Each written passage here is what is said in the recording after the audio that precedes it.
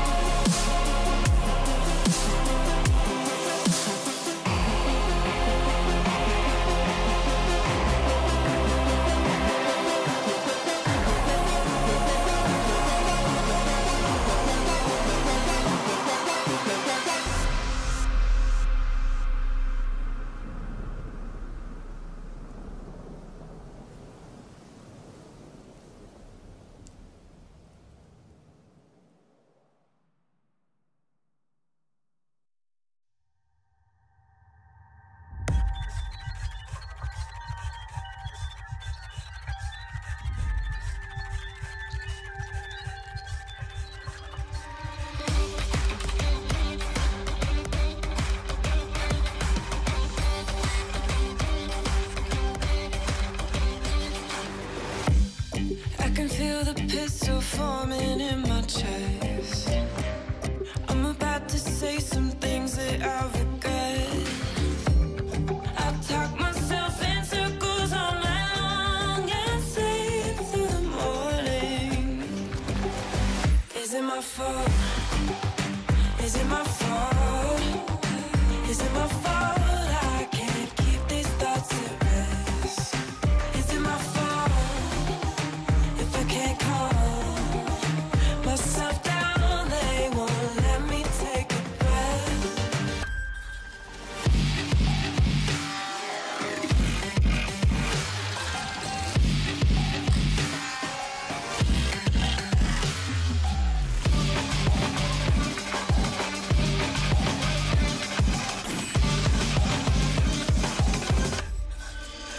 Is it my fault?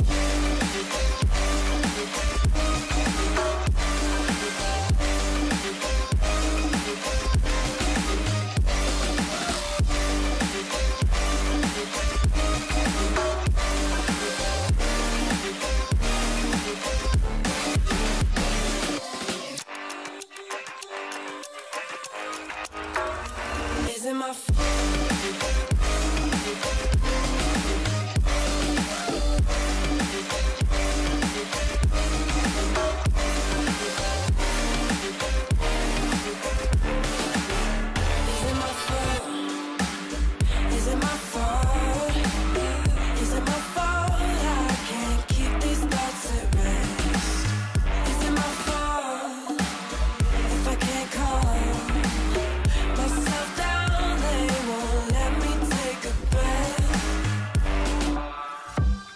Keep counting change to buy myself some time to sort through my neoplastic mind.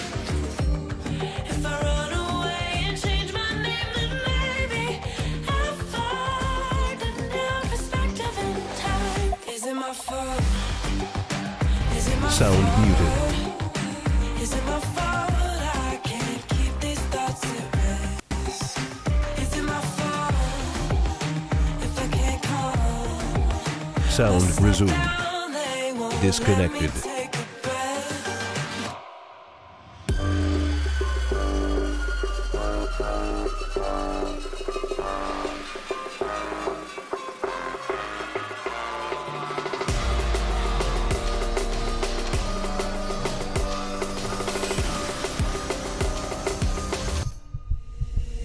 Is it my fault?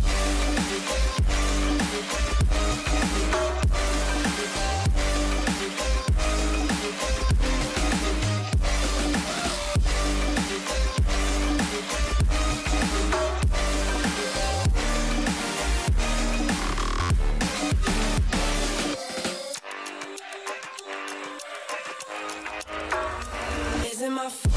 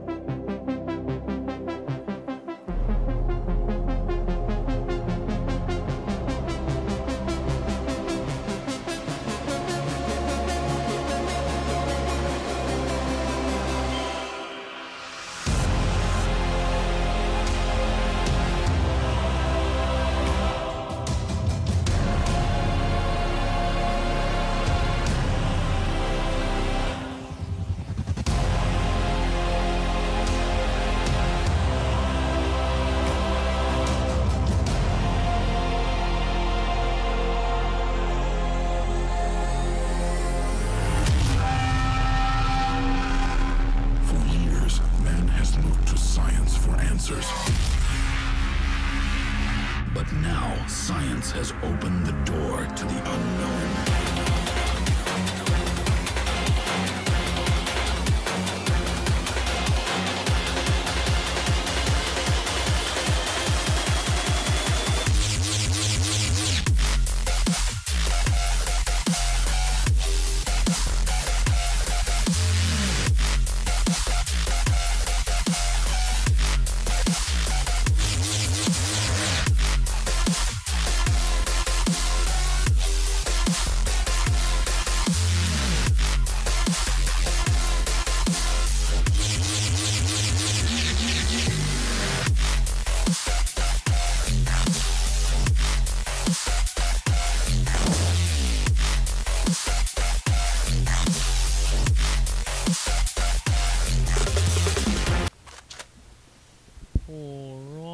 So, after a bit of a complaint about my really bad taste in music, I was told that that music is the best normie music I have, because apparently people these days like music like that. So I apologize. Apparently I was very misinformed about the type of music people like to listen to these days.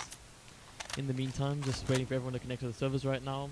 Going to be an interesting game to see both teams being a first division team playing for that main lineup, the seeding position for the Comic-Con LAN. Definitely going to be interesting to see who wins this game.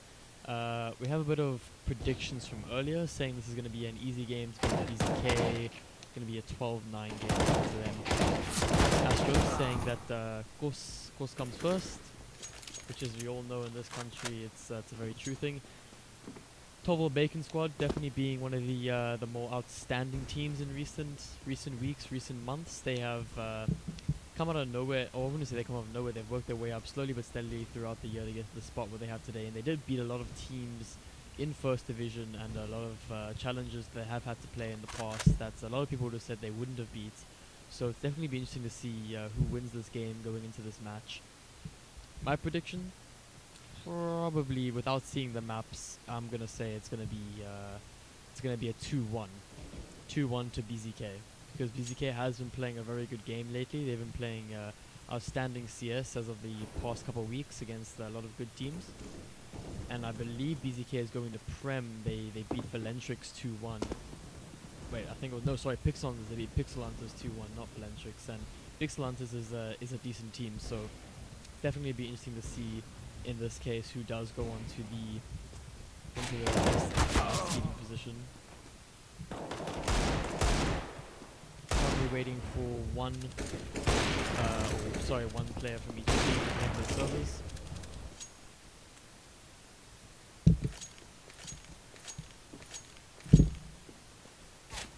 It's gonna be a big woof.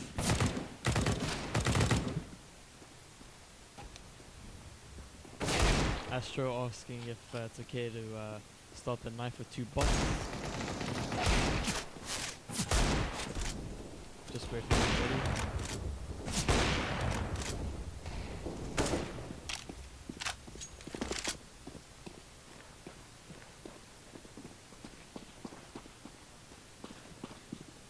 It's gonna be a very interesting match in my opinion to watch, because the thing about TOVL is that they're not really nobodies, but like you say with them Faces Silver League, like I know there's probably a decent amount of people in this chat that will be playing Faces Silver. For those that are playing in Bronze, like you probably wouldn't have heard of them, but they're quite decent. The problem is that like individually when you're playing and you're looking at them play and you're kind of seeing how they aim and where they're aiming and their util usage, it seems kind of low skill, if I can say that. Like their crosshair positioning isn't really the best when you play these pug games, but then again it's a pug, so I mean how much can you really take from a pug? So it's very interesting to see that people that have such kind of undisciplined type of CSGO gaming in pugs, it's going to be very interesting to see if that doesn't affect them in this type of competitive scene. Definitely against very well experienced teams such as BzK, having played together for quite a while now, and at the same time having been played in very major teams. Lichlow definitely had his fair share of teams that he's played for. He's definitely one of those top tier players. He's played for Pulse Gaming, which I believe was Prem back in the day when Cobblestone was so when that was a thing. Glad they removed Cobble for Dust 2 though, because Dust 2 is the Bay map, as everybody from the old CSGO 2013 CSGO knows that Cobble is that Dust 2 is the best map.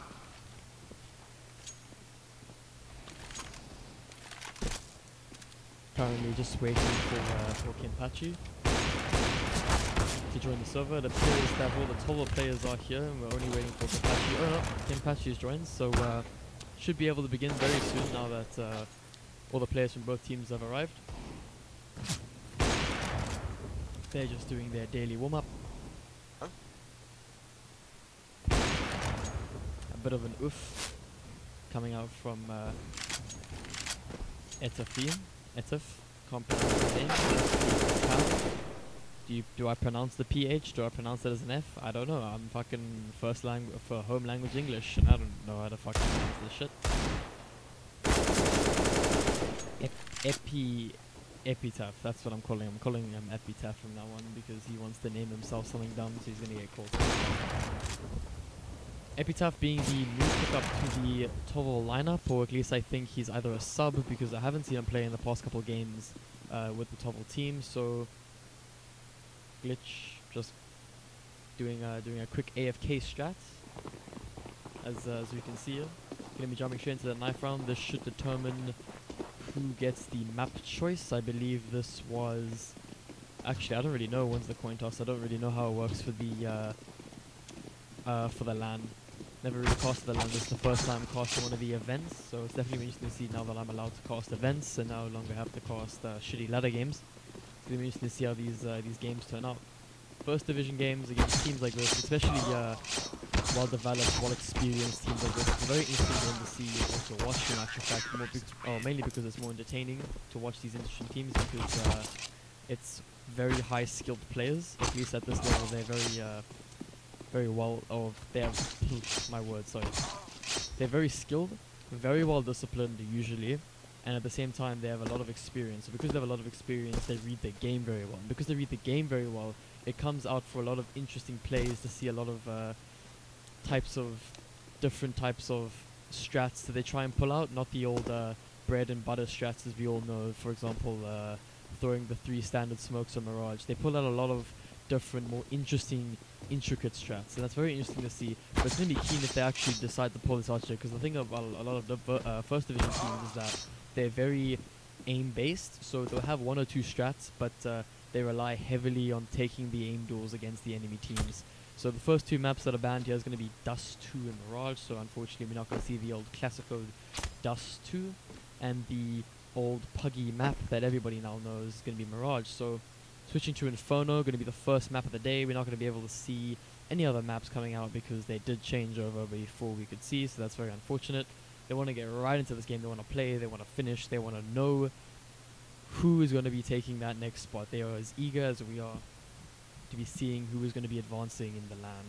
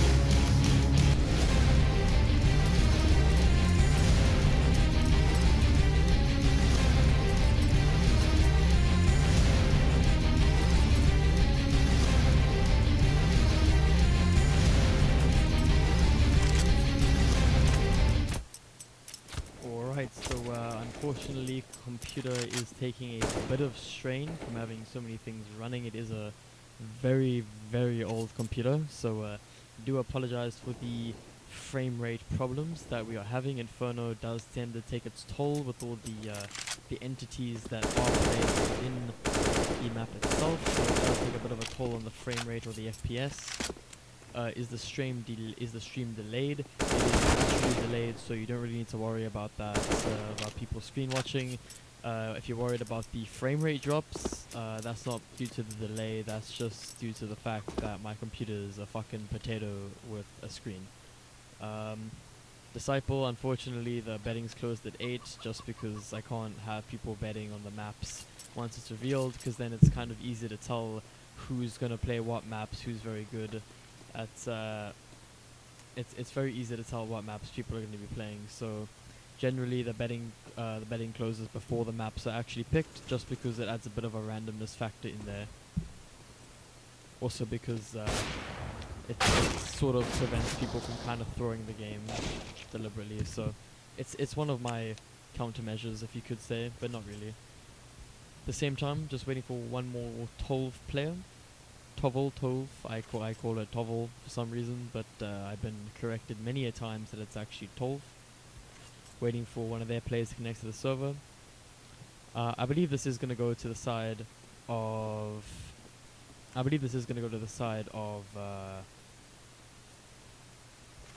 oof, my brain fucked up there. Going to the side of BzK, mainly due to the fact that Bacon Squad has brought on a bunch of new players, the players being Edif and Cider, Rubber Band and Johnny have been around here. Electrics Gaming, PUBG, CSGO and more. Tiago, PLG LAN tomorrow. We got a 500 meg line. I don't know who that is. I don't know your name from Porus. Problem is that I didn't buy a ticket to the LAN, and also because it's a school LAN, so like I'm not in Porus anymore, so I can't unfortunately I can't buy a ticket. Or it's not that I can't buy a ticket, but I think it's only for school people, and I don't think if you're out of school you're allowed to attend a school LAN. So at least that was my experience when I was still on the LAN committee, is that you had one person that was there just to make sure nothing was fucking burnt down, and besides that it was just the students that were allowed to attend. You weren't allowed to have outside people. So definitely definitely something keen to see. If I would come, if I was able to come, I would come. Seeing a little bit of stabbies in T-spawn, waiting for the match to restart. BzK being the obvious winner.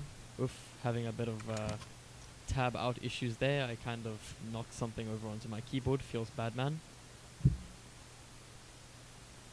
My boy Adoro, best player in Goliath Gaming currently at the moment, and also one of the youngest and brightest players. So coming right into the first map, or coming right into the first round of the first map, we're going to be seeing a bit of aggression from Chronic, definitely showing a lot of promise. However, Johnny catches Iconic with the Glock headshot over Kimpachi, trades at his teammate though. Guns on showing up. I will fix that during a pause. I'm very sorry for that. Don't know why this happens. I think it's because I tap out. A little bit of useful playsage here, just coming out showing the top side why BzK is a very experienced team. A lot of teams do buy a Molotov that would keep them out. Glitch in the meantime is taken down by Kills with a headshot with the Glock inside with a couple of spam bullets. In the meantime, Heals with the great game sense takes on the Russian Kimpachi, left into a 1v4 situation here. Lich Lord, technically the most recently added player to the BzK lineup, gets a easy one tap on the rubber now, searching around the smoke here, looking for an easy headshot. Spots out Edifi. Cider trying to play that cross with his teammate though, does take down Lich Lord to 6 HP, stuck in the corner now. Trying to find the headshot if he peeks out correctly. Not going to repeat that, and Cider gets the kill, winning the first round with BzK, opening up the map. Great start to the game so far, definitely what you want to see. A lot of aggression coming out from Chronic there on the banana position. Was quite a weird thing to see. You don't really tend to see that much aggression coming out from the CT side, especially on banana, usually due to the fact that a lot of people tend to rush B. However, this is a high-skilled game, or a decently high-skilled game, as you could say. So a lot of teams usually don't B rush, especially with such high stakes on the line. Oof, I just realized my neck graph is on, and that's a big oof. So I will turn it off. There you go, now you don't have to look at my ugly neck graph. In the meantime though, a little bit of trading coming out there. Rubber taking down Astro, and Glitch trades out his teammate in the meantime. Glitch Lord does catch off Rubber off really full right now. A little bit of spam does get taken down with the 5-7, and that's going to be a refrag for himself. 2v2 situation here, however. Johnny and Edif, still can't pronounce his name. Guns in hand, taking over the B site now. Edif working his way around here with the UMP. Catches off Glitch too, that's going to be some eco money there. Spots out Glitch, falls back on Rubber. Glitch rushing up with the Mac 10, catches him off guard, turns into a 1v1 AK versus Mac 10. Now knows where he is, spots him out. Throws a fake flash, trying to get him away though. Goes for the UMP, hopefully trying to turn this a bit into his favor. However, decides to stick with the Mac 10, using the movement to his advantage. As best as possible though. Glitch taken out by Johnny, 11 HP, very close. Must have taken a lot of damage, at least 5 shots there from Johnny, so very well played from him. 2 rounds now for the BzK, or for the Bacon squad side. Forcing a full save coming up from the CTs here. Except for Glitch buying a little bit of a P2, but that's kind of a small investment, just wanting to get that tiny bit of extra damage onto his team. Molotov going to keep Chronic at bay right now, 1 HP gone. Aggressive middle push here, now knowing they have the advantage with the pistols. With the SMG, sorry. Astro and Chronic going to get taken down immediately by the Mac 10s now, setting up a bit of a crossfire here.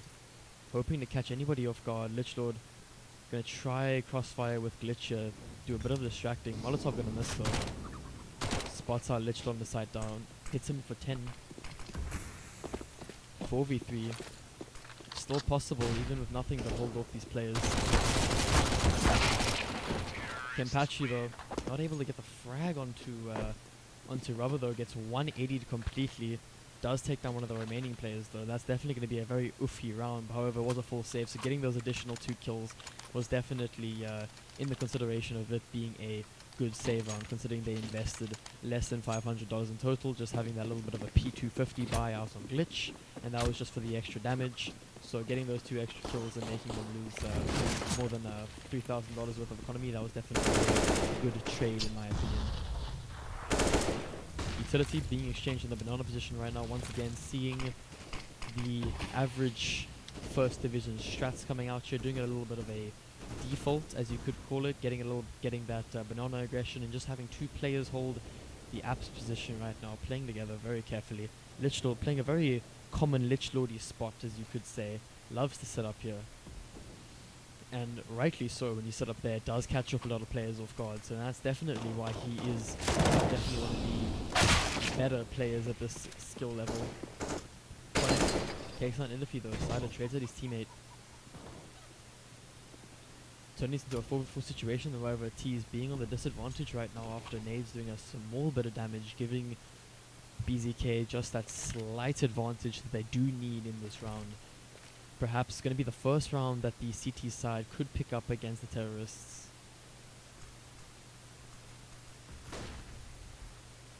As you can see here, having that 1 man down, leaving a 1 man banana just in case they want to rotate over the B side. Always needing to keep their options open, having something to work with until the IGL decides that it is going to be a definite execute B or A. As we can see here, Kenpachi though not being fooled decides to wait on the site. As we did see on the map earlier, if we just look at the map quickly, we did have 3 players over on the A side, and as you can see now they've all rotated over, so having that 1 player in banana definitely gives Kenpachi pushing through very aggressive though, catches offside. 8 seconds left on the clock now. Bomb gonna go down very soon. Bomb going down on the 5th second. 1 more second and they wouldn't have got it in time. 3v3 situation right now. Kenpachi does catch 1 kill. Lich Lord with a bit of spam through the smoke though, catches off Johnny. Using his game sense. The white noise, yes, I do apologize for the white noise. I am still having to buy my blue snowball microphone, so I do apologize, Mr. Control Baby Girl. Good spot. Kills, catches out Astro, however, gets dinked down. 1v1 situation here. No nade in hand, has to push him, now knows where he is. Catches them off, and that That might not be it though. Got a kit in hand though, so it looks like with 3 seconds left to defuse, gonna be a close, but he's definitely gonna get it. 0.5 seconds remaining, and that's gonna win the first round for BzK on the first map. $19,000 worth of economy to invest in for going into this next round for the TOVL lineup, after unfortunately having lost that 4th round, not being able to keep their 3 winning streak going. Going to be seeing an AWP coming out from Lichlord here, and a UMP in FAMAS coming out on Astro and Glitch respectively. Three sets of armor coming out from the Bacon squad side, and that's going to be on Heels, Rubber and Johnny. Some Deagles. And then right now, Rubber catches him off guard but not able to secure the kill. It's a big oof. Sense just reduced the gain on your mic. I'll tell you why, Control Baby Girl. Well, I can't do that just now, but you're going to have to wait another 1 minute 20 seconds for me. TOVL BzK, yeah, I know. Who wins? BzK is definitely the more probable team to win in this map, just statistically wise.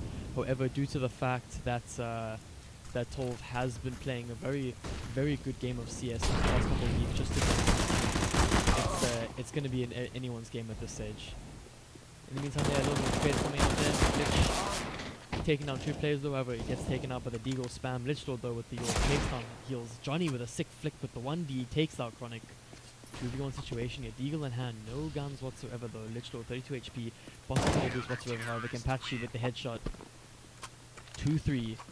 It's a big oof. Yeah. Okay. So why can't I lower the gain? Yeah, I had to heighten the gain due to the fact that I messed around with the settings on my computer. So what happens is that my mic is naturally soft, and because the microphone is naturally soft, no matter how much I boost it on my computer, I have to add gain into the into OBS itself so you can hear me speak. And the current setting that it's at now, I found was the optimal static to speech ratio, because any less than this and you can't hear what I'm saying, and any louder and it kind of drowns out the static drowns out my voice. View models, it does this when I load into GoTV, so I'll be resetting my game, and then once I reset the game, open and close it, and then the view model should be back. So unfortunately I always get this glitch when it comes to loading into GoTV, so I do apologize, but I hope my crosshair is big enough for everyone to see. In the meantime though, nothing to get downside of those. Swings extremely wide though and gets traded out by Johnny. 4v4 situation here, Nade's doing good work on Kenpachi though, sitting right on top of him. Johnny catches out Kenpachi though, trying to do a little bit of a peek around the smoke though, over one player in the middle, just keeping them at bay as best as possible. 3v4 right now, B-side left to the opener. Lichlord getting the opening frag right on the enemy. Another sick flick on the Edif. Takes down Edif with the AWP. Lichlord definitely opening up the site now. 40 seconds left on the clock. Glitch anchoring A right now, not knowing where the bomb is. Bomb has not been spotted though. Rubber working his way around to T, or CT, sorry. Trying to catch off any player that's going to be on the rotate as fast as possible. Nearly catches off Astro if he's not careful here. 2v3, Michael in the back though, however, Astro quicker than Heels gets the headshot. 1v3 situation. Glitch hears him planting right now, trying to stop the plant, however, Rubber gets the plant and gets taken out by Glitch with a bit of 5-7 spam. Currently turning into a 3-3. Heading into the 7th round, going to be an interesting round to see. Going to determine which team takes the advantage heading over into the following round. It appears it should statistically be BzK that's going to win this round due to the fact that they have, or the fact that TOVL has less than $10,000 invested into this round, with a bunch of nades in the P250s. So we're going to be seeing a classic all the B rush here. Molotov smokes and nades coming out. Sprayed on with the M4, definitely the M4 of choice in my opinion, having that extra defense to work within a clip. Actually, they're finishing also remaining players. Definitely a good B defense going there, knowing that the rush was incoming, and that is why people at this this skill level tend not to do a lot of rushes, mainly because teams at this skill level know how to hold a simple B or A rush. Whereas with lower teams such as second div and ladder, it's very questionable if they even know how a Molotov works. So definitely interesting to see. Once again, a lot of utility coming out over to the banana side. What is aim, Adoro? Look, Adoro, we aren't all prodigies like you, so some people, we're not the best aimers. Good util usage coming out here. Making dents into the health bars of the T's and CT's. Rubber once again nearly catches our Lich Lord in the same position though. Tags him with the orb, 16 HP nade, not going to be able to finish him off though. Lich Lord still having the, still coming out on top of that gunfight technically, taking down Rubber to 16 HP even though he's on 28 right now. However, having the AWP in hand, he really only needs to fire one shot in order to trade himself out, so going to be interesting to see if he is able to trade himself out in this case. Johnny walking up middle, catches our Lich Lord there with the headshot, pre-firing the quick angle. Two people still working banana though, trying to keep their opportunities open.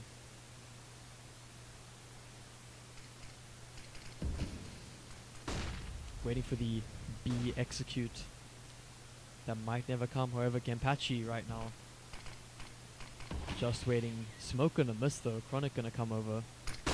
Try and help his teammate. That gap in the smoke ain't gonna help him in the meantime. Gampachi playing this very common, not very common, but very common for Gampachi in this case. Spot Chronic though, gonna come back and help his teammate out. And Astro gonna push down middle and take down Rubber in the meantime. Hayes saying he's learned something new before he bought a molly. In defense of what I said, a lot of second div and second div and ladder teams, basically all you need is a flashbang, an AK and armor, and then you just run to whatever site you are, you flash yourself, and then you just pug your way through second div. That's how you win, literally. So it's really insane that a lot of low tier teams don't even know how Molotovs work to try and prevent early rushes. God, these guys have some insane finger gun skills. Yeah, I'll definitely say that myself. In the meantime though, if we look over to the Apps position, we're going to see the entire team giving up complete banana control here after obtaining it every single round here. Lich Lord going to open up the round straight away, going to take down Heals, searching for that frag with the P2, leaving his team with what little left they possibly can, just to try and get those easy frags. Astro being quite a meme right now, wiggling his mouse around.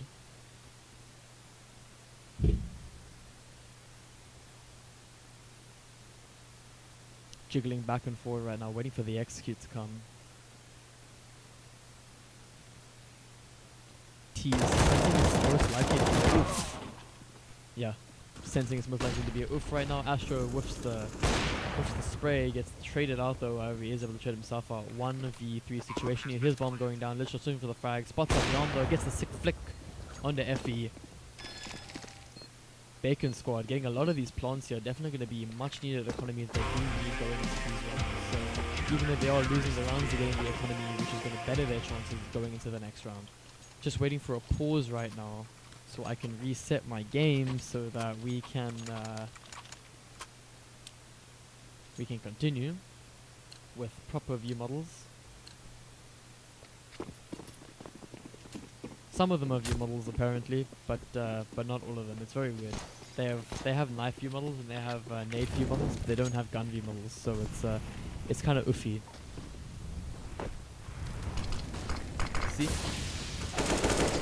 Sido opening up the round, taking down Chronic or Lich Lord, trying to get aggressive with the AWP though of a Rubber, waiting for him patiently. Gets a bit of spam onto him.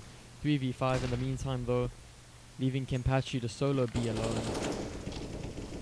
T is still not going to execute as of yet, just going to be feeling around the map right now, trying to find any other frags they possibly can to try and turn this into their favor even more.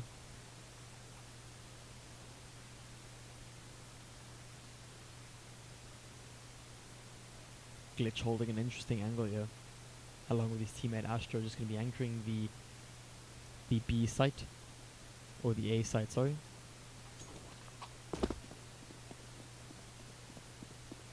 Some presence over to the B site though is going to draw off Astro now, leaving A site with one player remaining. Bit of spam coming through the smoke, just clearing the B side completely. Kenpachi though taken down by Edif.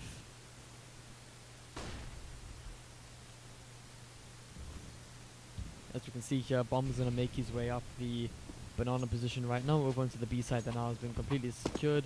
Glitch though might get caught out by Heels if he's not careful. Heels on the lurk right now, searching for any frags that he possibly can, making his way down arches. Astro and Glitch deciding to save these guns going into the next round, so definitely the wise choice, I would say, in a 5v2, having over, I would say, $3,000 each. Glitch with the AWP, that's going to be at least 4,500. I think it's 4,700 as AWP, I can't really remember. So having that that total of 5,000 on Glitch, and let's say around 3,500 on Astro, it's definitely going to be a good save that they're making. Once again, Astro being a bit of a meme.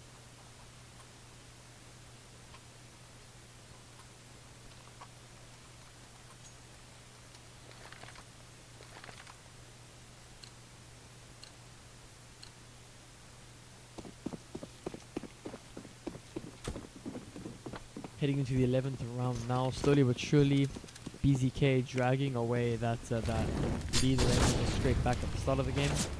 Cider going to be charging up right up Banana right now, trying to get any entry frags that he possibly can. Going that utility once again. Lichtlord holding that angle.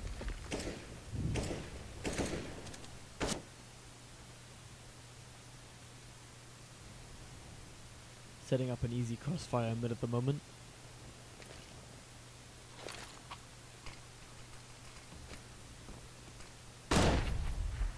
Three players in B right now, over on Banana, trying to get some presence over, maybe trying to get one of the CT players to rotate over there to pull it off in an A. Hoping to find an entry frag. Rubber once again being very careful about the lurking Lichtlord with the AWP. Little as you know, Lichtlord has fallen back. Going to be a little bit of a miscommunication there. Smoke and the molly is going to cancel each other out. Astro though, holding this under boiler, does get caught out by Rubber, swinging into that attack. Cinder, not Cider. Oh, I apologize. I'm autistic, so I can't read apparently. Edif getting an easy frag on the Chronic there, trying to hold the angle with the AWP. Kenpachi though takes down Cinder, and Lichtlord finds the head of Heels. However, Rubber doing work right now, takes down Glitch with another headshot. Molotov burning down Lichtlord though, not able to find the frag. Once again, getting the free plant over onto the A side, definitely being outplayed by TOVL.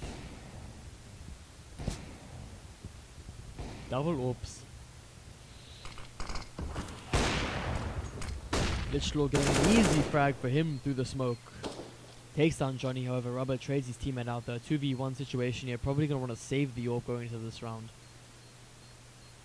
Just trying to find any sort of frag that he could possibly get, trying to take any economy that he could away from TOVL. Edif, if he's not careful though, might die to the explosion if he doesn't get away far enough though. However, it appears that he's made his way easy peasy lemon squeezy all the way into T-Apps without taking too much damage.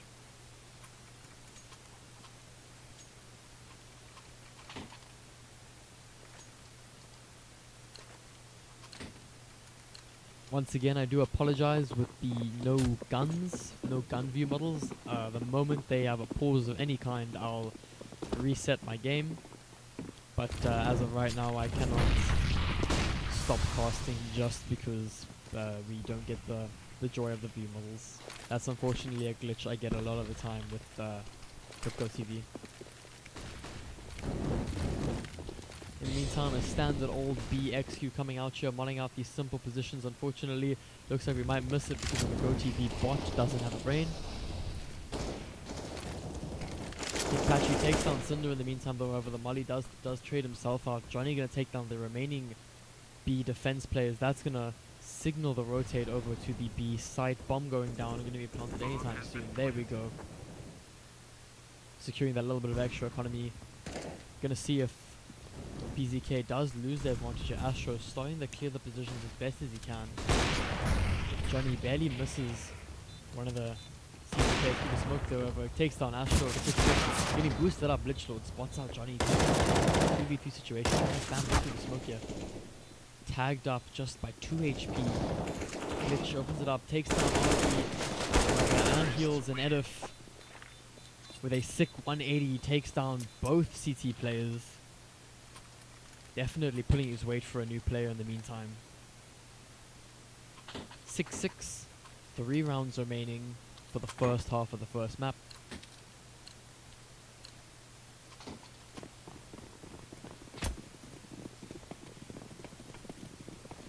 Forcing the CTs into their first official save round. Glitch doing work with the Deagle, gets the headshot on the Johnny.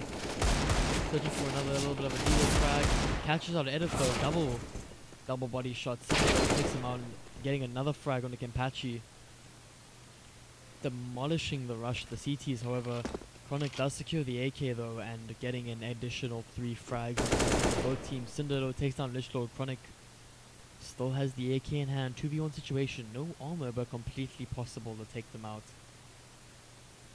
Unaware where Chronic may be just clearing any angles. Cinder relayed the information from Rubber, turns around with the 180, takes down Chronic though, not able to get the frag with the AK. 6-7 to the favor of TOVL.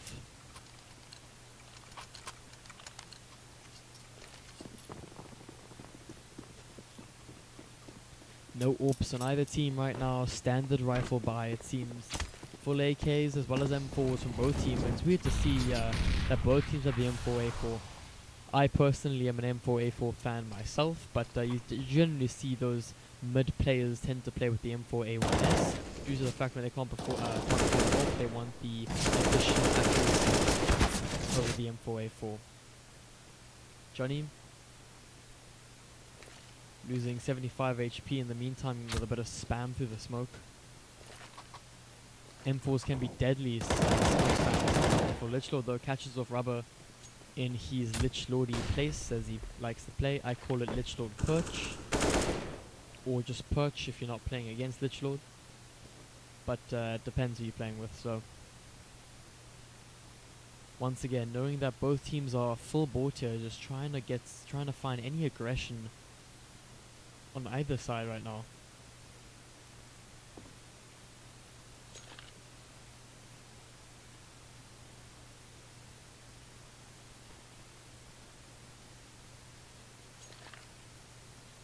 Two CT players, both below 50 HP.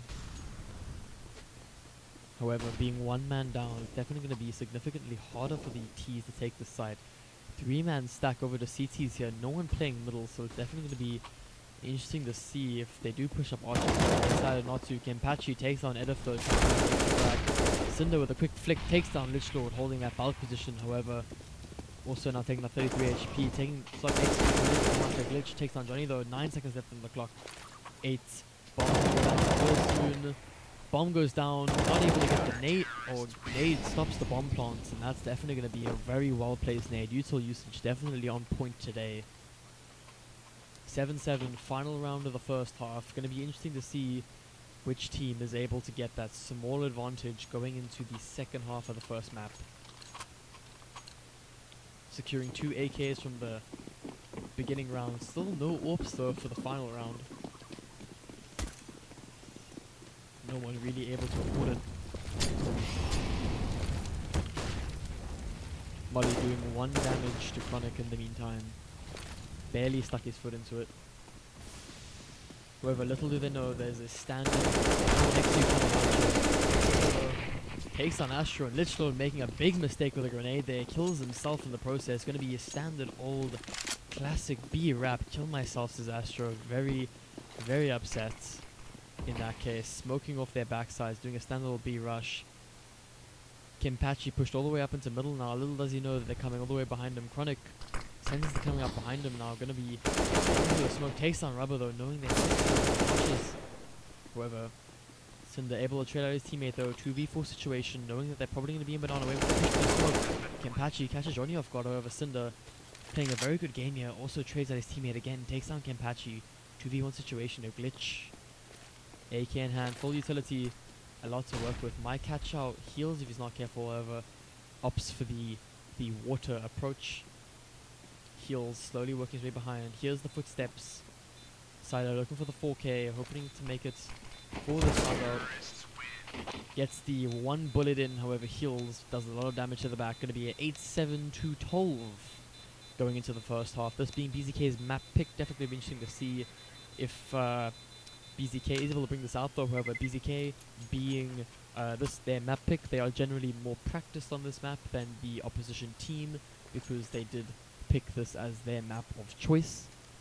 So keen to see if that actually plays into their favor, yes or not. In the meantime, a lot of, well, not really, full armor coming out from the 12 side, or from the BzK side. Full armor doing a classical B rush. Nades doing a couple points of damage. A lot of damage being dealt though to both teams right now. Edith takes down Astro and Kempachi trades his team at a 3v3 situation. However, all the T's being very low HP right now. However, Johnny takes down Kempachi, 3v2 situation. Bomb still not in the CT's control though. And Rubber gets a double kill onto Lichdor and Glitch. Double headshots for him. Definitely going to be a great way to open up the second half. 9-7 in the meantime. Bomb not going down, so T's should be buying up here. Gonna see 2 armor coming out onto Chronic and Kempachi. Deagle and CZ's coming up on all of the BzK team. The standard anti-eco definitely also going to be displayed here. A lot of MPs and new MPs. 3 players in the middle trying to get any frags they possibly can, but do as much damage as they can find on either team. Chronic takes some damage from a bit of the spam there, and Rubber takes a bullet to the shoulder from a Deagle, taking down 61 HP. Full banana controller, however, Johnny decides to give it up due to the fact that he is playing solo right now. Has pushed the entire T team over to the A side. Glitch though opens up the site with a headshot on the heels. Rubber though creates a Glitch. Nedif playing crossfire with his teammate, takes down Astro with a bit of a UMP spam, getting that much needed eco frag. Sider might get taken on the careful. Spots out Chronic though and takes down Kempachi as well. And Rubber able to take down Chronic in the meantime. Definitely very well played, a very good cross-firing hold coming out from the 12 CT defense.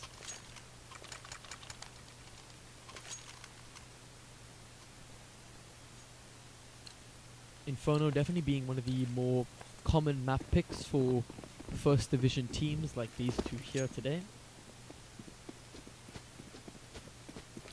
Full buy or full save coming out here except for a CZ on Kempachi.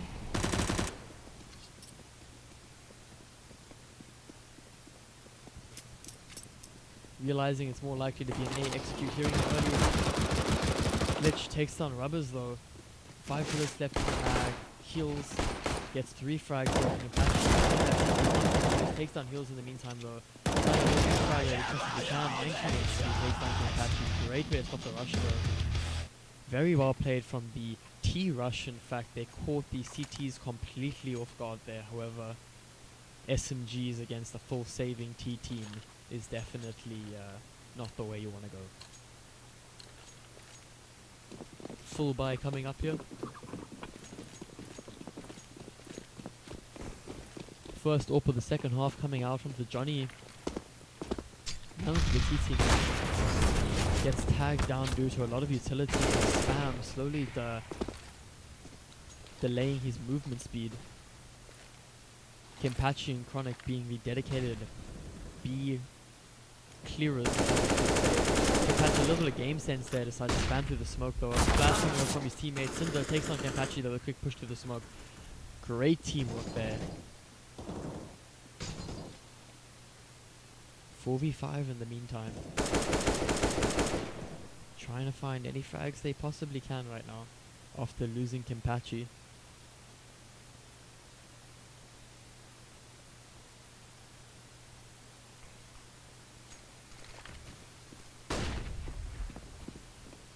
little bit of a middle execute coming out here.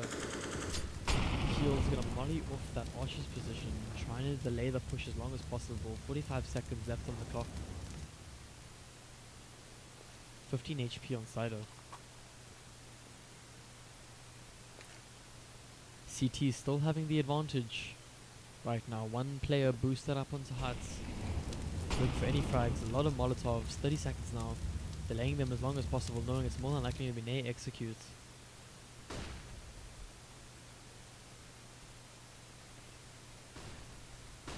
Executes begin to come out right now. Rubber opens it up, takes on the glitch. Trades at his teammate though, an Edify. Helps his team 10 seconds left, doing a very late execute here. Bomb goes down. Encounter terrorist shutting down the T attack completely. Triple kill for Edif. In the meantime, definitely not going into the favor of BzK. Definitely disappointing game to be watching in the meantime.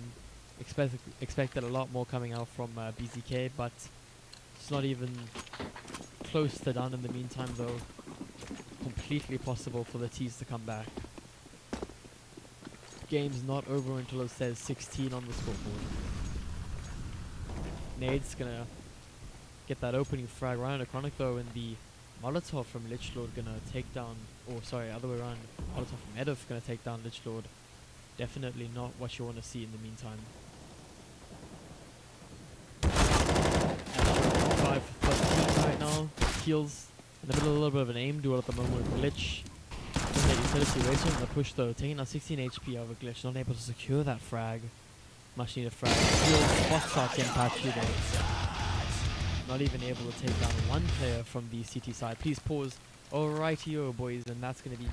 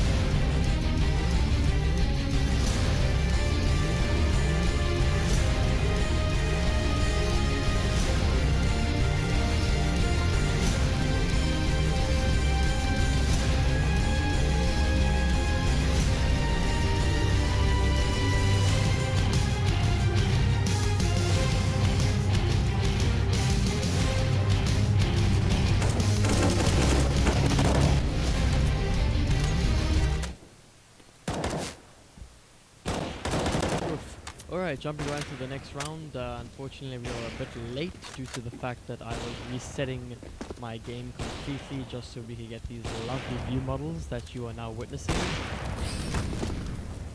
There is the Gon. It is gone to the land of the living in Panic. That's his way is the Gon. Why is it disappointing to watch? The underdogs are fucking. Yeah, it's disappointing in the sense that the underdogs are fucking. Like you said, it's like when underdogs play better teams and they start winning, it's like it's usually like very close, like it's like a 15-14 kind of thing, and they just take the game, and that's interesting to watch. But I mean, like, you don't want to see a team like this, like a team that's considered statistically to be a lot better, to be losing like statistically so badly in comparison. Like, it's not making it interesting to watch. Like, simple CSGO mistakes that they seem to be making, wide swinging too far, not trade frag, not peeking together. It's simple mistakes like this that they seem to be making. And as I said that, the complete attacking power of the BzK side being completely demolished, and Johnny getting the opening frag right under Astro.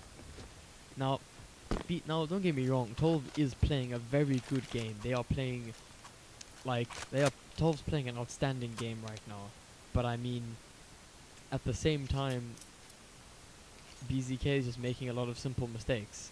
And because they're making these simple mistakes, they're just getting punished by it. And because they're getting punished by it, they're losing rounds they shouldn't be losing. So, having a 7-round difference of 50 or 150%, technically 150%? 100% difference in between the two rounds, because it's 7 times 2, so that's 100% technically. 100% point difference. Yeah, I guess, I see the underdog staying cool under pressure though. Yeah, it definitely is cool to see the underdogs staying under pressure. I wouldn't really call them the underdogs. However, this is, I believe they've only been in first division for 2 legs now, so not really the underdogs, but considerably there. The underdogs would be someone like Lepro Females, someone who didn't earn their spot in first division and they actually win a map. So if I would say there is a underdog in first division, I would definitely say it's not these guys, it's Lepro Females. But anyway, as we say that, gonna reconnect to the server, 5v5 once again. Mac 10 coming out of Chronic, doing a classic old standard B rush, or A rush, sorry. Pugging their way right at the start, getting that opening frag on the heels, Glitch doing the entry fragging work. Gonna be flashing side from Abso now. Molly at other position, Glitch gonna try and help his team as best as he can without taking damage. Taken down by the opening fragment of Glitch onto Astro. Kenpachi in the meantime though also destroys the rotating health. 2v5 right now, Warp in the hands of Johnny, gonna be rotating down that banana position, as we can see through the X-ray.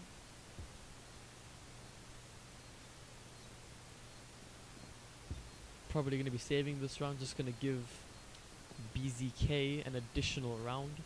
Having the 7-round advantage over them, all they really need to do is win one more round to go to match point, and then from there on out, it's basically theirs. Once again, Johnny being a bit of a meme at the moment.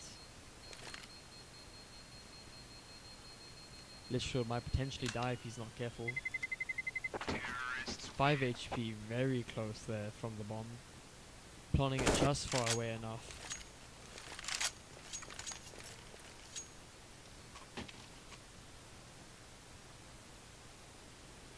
Astro enjoys being a meme. Well, not to talk shit or anything, but maybe if he had more than 6 frags, he could be a meme. But unfortunately, he's a meme without frags, so he's kind of just a bad meme. It would be better if he was a good meme, but we need more than 10 frags to be qualified as a good meme. Johnny frag with Astro. As I said, it feels bad, man. Edov taking out Glitch though with a bit of Apps aggression, not being mollied off in that. Definitely giving away too much map control to the CTs, and that's definitely a difference between these two teams in the game. Actually, if he's not careful here, however, it does appear the CT is going to walk right past him. Nade's going to be coming out from the B defense right now. Johnny takes a small bit of damage, or does take down the hedge on the Glitch, getting the opening frag right off the bat there. Smoke going to be dissipating. Waiting for the reinforcements to come through now. M4 secured from Chronic. However, gets caught out one. Does take down Lich Lord and Kenpachi. Trades out his teammate, however, Rubber from behind does take down Kenpachi. 8-15.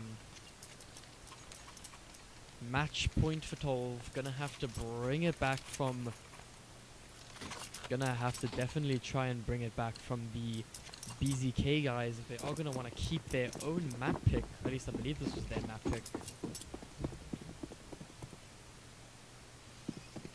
Oof. Bit of a lag spike there, I do apologize.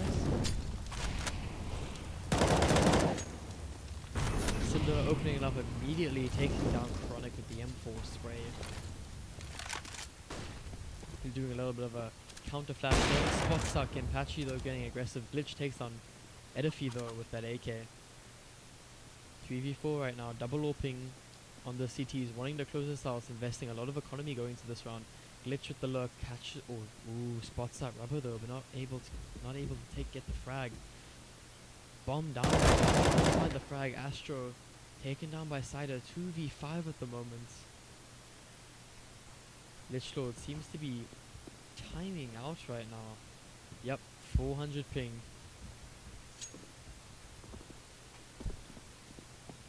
"4v2.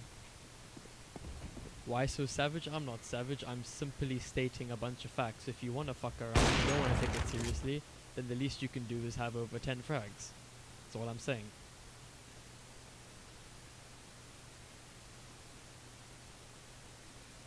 Unfortunately, I don't have a cool visual for Nuke, because no one ever plays fucking Nuke. But this team decided they want to play Nuke, so guess we're gonna watch some Nuke gameplay today, boys.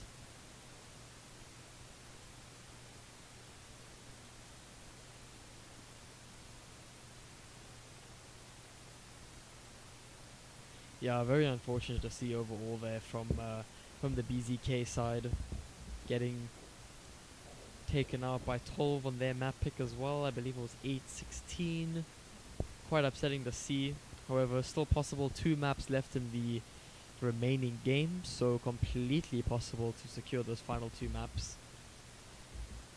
In the meantime, yeah, don't be mad, it's a fact. Yeah, I get you. I'm just saying, dude, like, I'm not trying to be toxic, as I've been called in the past. I'm just saying, like, if you're gonna meme around and you're gonna fuck around, you're not gonna take it seriously, and you're trying to get to LAN, and you're gonna not really care, and you're just gonna like do your own thing, and you're not really gonna pay attention, and then you're not getting 10 frags, like, the real question is like I can't take you seriously as a gamer or as a competitive player if you're kind of just gonna meme around and not take it seriously. Like, if you're gonna meme around and you're gonna have fun and you're gonna be silly, then at least carry your weight, right? Or maybe you don't even need to carry your weight. You need to make a contribution. Like, 6 frags is not a contribution, okay? Like, that's an annoyance, right? Like, 6 frags is not a contribution. Like, if you have like a 0.8 KD, at least you made a contribution, because if you have a 0.8 KD, that means that you just lost some aim duels, okay? And that they were just aiming better than you. But if you have 6 kills and like 20 deaths, okay, that means that you were basically just there. Like, your job was being in the game, and that's not what you want to see from any teammate at that stage. You definitely want to see a teammate like get it. Like, those 6 frags were important frags. He got some entry frags, and that did secure the rounds for a lot of his team.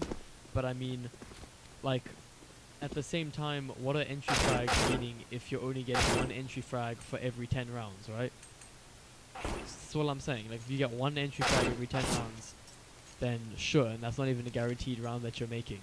So it's a very iffy kind of thing. Like, if you want to meme and fuck around, in my opinion, then you've at least got to be like making a contribution. So it's your decision if you think you're making a contribution and not going 16 for 20, I think. Or not 16 for 20, going 6 for 20. It's your decision if you believe he actually made a contribution. In my opinion, 6 for 20 isn't really a contribution to your team. But not trying to be toxic, just my opinion. Would kick the dude straight from the team.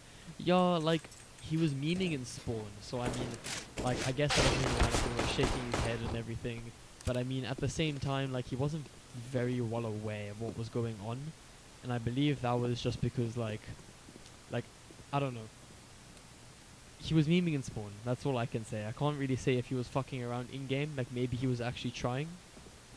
But it definitely didn't look like it. So that's all I gotta say. So it's definitely a sad game to watch.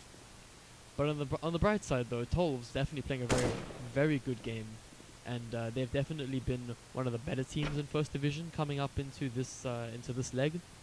I believe they are undefeated right now. I believe they've only dropped 3 maps in total, not 3 games, 3 maps in total. So that's pretty interesting to see. So honestly, coming into this game, statistically BzK was supposed to win.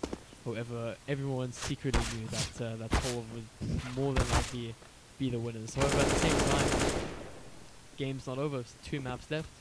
Nuke being BzK's map pick. I'm sorry, someone corrected me. BzK picked Nuke though. Yeah, I thought they picked Inferno due to the fact I've seen them pick Inferno a lot in the past. So I thought this would be their map pick. Also because no one really plays Nuke. Like, when was the last time you saw a Nuke game? Let's be honest. Mainly due to the fact Nuke is it's a very interesting map. It's a very quirky map in my opinion. No one really has strats for it. But maybe BzK does, and I hope they have strats for this map. It would definitely be interesting to see the quality of CS that will be coming out from this team, if they are gonna have a little bit of a swift kick in the bum for losing that map when they could have possibly won it. Oof, Astro doing a little bit of an oof there with the Glock, as we now wait for the game to start. I believe all players are connected to the server. Yep, all players are connected to the server, so currently waiting for our players to ready up right now. If you bouncy boys have any questions about me being toxic, or about how I'm a bot, or about anything in general, feel free to ask. I'll always answer any questions that is asked in my chats. I enjoy talking to you guys. I find it very entertaining, and it's probably one of the most interesting things to do during my cast is talk to the viewers itself.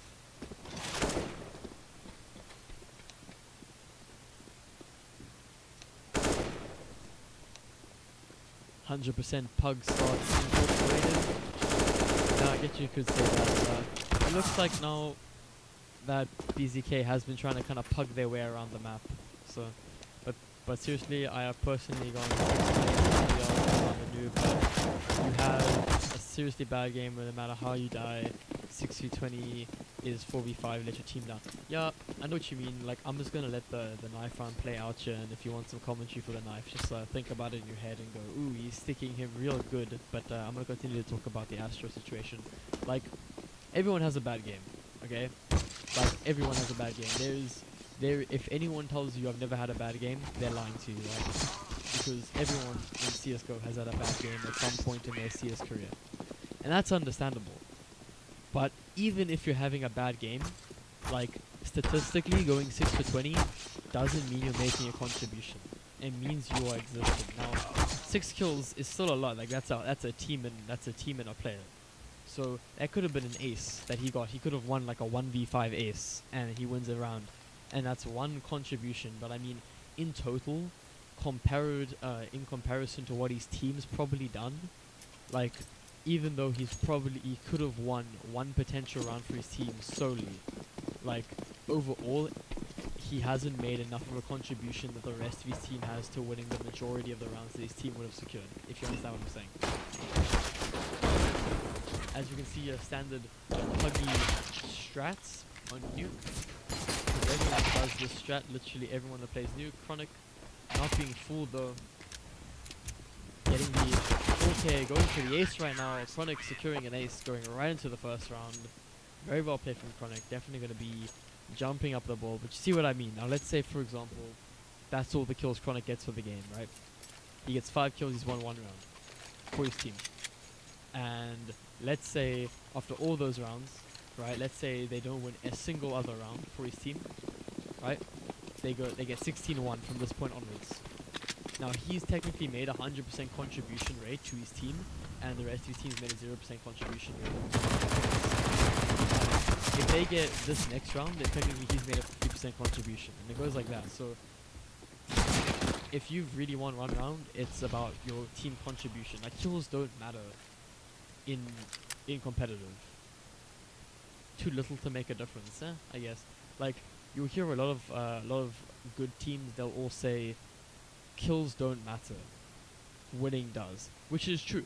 it doesn't matter if you're going 50 for 0, right, and you lose a game. Who gives a shit? You lost the game. Like, it doesn't matter because winning's what matters. If you lose the game but go 50 for 0, good fucking job. You lost the game. Well done. But if you go 1 for 50, right, and you win the game 16-0 and you died to an entry fragger every time, but every time you died someone traded you out. Like, you have a bad score, but at least you made a semi-contribution. Now, even though you got traded in all those situations that allow your team to get that 16-0, like, if you made a contribution, but not as much as you probably think. So, really, like, the only thing that's important in competitive like this is, like, kills matter 10%, or they matter 20%, right? Because it's your ability to make an impact. And then your round percentage is what really matters. That's like another 50%, because that round percentage is how much contribution you're making to your team. So how good you are at killing, your KD ratio determines your contribution potential to the team. Whereas if you have a smaller KD, your contribution will not generally be as high as someone who's usually got a good KD. But then again, that's also very dependent on if you base a lot, or if you're the entry fragger, or if you're a core player. So it's really dependent. It's really a case-to-case basis if you want to mathematically determine how good a player is, or how good of a contribution he's making towards your team. In the meantime, though, I kind of didn't want to cost like a eco match, because no one wants to see easy eco frags. So I'll start casting from now on, guys. Don't worry about it. Now that we're actually moving to the interesting rounds, we're moving on to the buy rounds. Orbs coming out from both sides. Oof, my voice is dry from giving that big explanation about the maths of contribution. It feels bad, man. Once again, playing the standard 2v2, bit of spam coming through the wall. Takes down Glitch to 47 HP. Nearly got the headshot though. Johnny opening up Tronic with the AK, or the orb, sorry.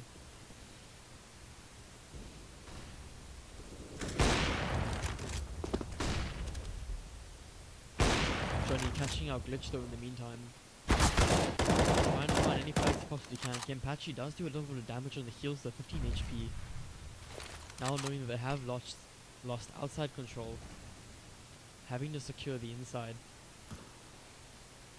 2 players left in the A site at the moment.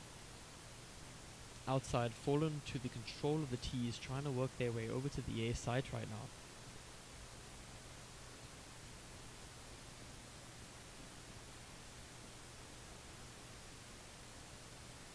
Searching around as best as possible. 3v5 situation, Kenpachi on 22 HP, trying to hold ramp as best as possible, having to be the solo beat there. Astro taken out from the apps though, or Heaven technically, and Lichdor doesn't protect his teammates' flank, which is very unfortunate to see. However, he was deciding to stay and remain on the A side in case of an execute, so could have gone a bit better, but he was holding the position earlier, so that's very unfortunate to see in the meantime.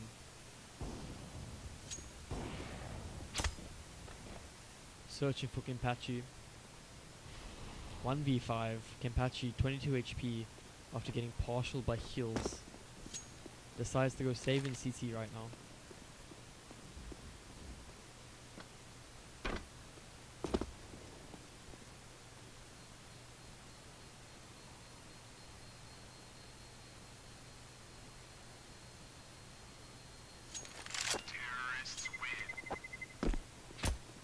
Sider though finds Kenpachi, trying to do a little bit of a sneaky beaky hide.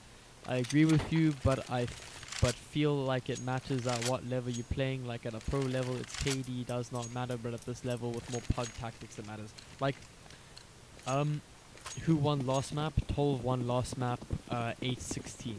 That was Inferno. Yeah, the thing is like, there was a quote from Guardian who said, or it was sorry, not Guardian, Tarek. Tarek said the thing about top tier CS:GO is everyone's aim is the same. Everyone's aim is generally the same. Like everyone's got insanely good aim, right? Like obviously the guys with aim is like slightly better, but like generally the aim level of everyone that's a top tier CS is the same, right? So because of that, it comes out to a lot of outbraining. Like a lot of the best teams are people with the best brains, not the best aim, because generally, due to the fact their aim is very similar, their ability to outplay each other is what gives them the advantage. A little bit of a love tap in the meantime. But yeah, like at Puggy CS style level like this, like KD matters, sort of. It matters a bit more than it. KD in this level matters more than top level CS, but this is for a LAN competition. So essentially, they are currently playing for a spot to play against top tier CS:GOs. Like when you're playing for a spot of that top tier CS:GO level, then I hold or personally, I hold that team to the same standards as I would people in that tier already. So if you're trying to get into that top tier level and you're playing like a lower level, then you're not going to be at that top level for a very long time, I'll say that much. At least that's my opinion, I don't know. Maybe it's not a very popular opinion. Maybe I'm just toe sick, as a lot of people in the community say I am. But yeah.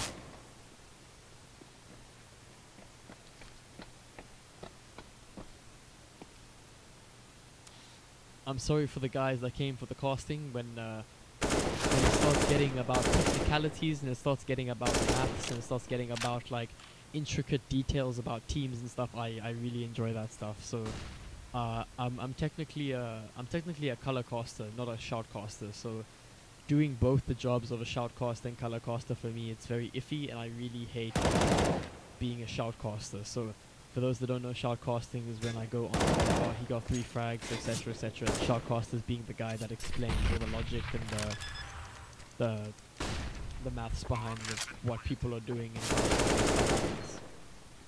In the meantime though, I can actually cast a 1v1 right now. Astro, not pulling his weight from last game, definitely going to see if he can secure the 3rd round for his team right now, actually going into the 4th round. Now knowing bombs planted, not knowing where Edify is. Edify gets a try, gets a 4k. Astro taking on 20 HP, doesn't do enough damage to get him though. Very unfortunate to see, turning this into a 3-3 right now. Yeah man, Astro's been having a tough game, going 1 for 6 right now. However, Chronics seem to be doing all the work for the on Nuke so far, going 7 rounds in right now, going 10 for 4, so that's pretty good from him. We might see a 007 coming out from Kenpachi if he's not careful in the next couple rounds, the next 2 to be precise. Astro once again getting unlucked, taken down by Johnny.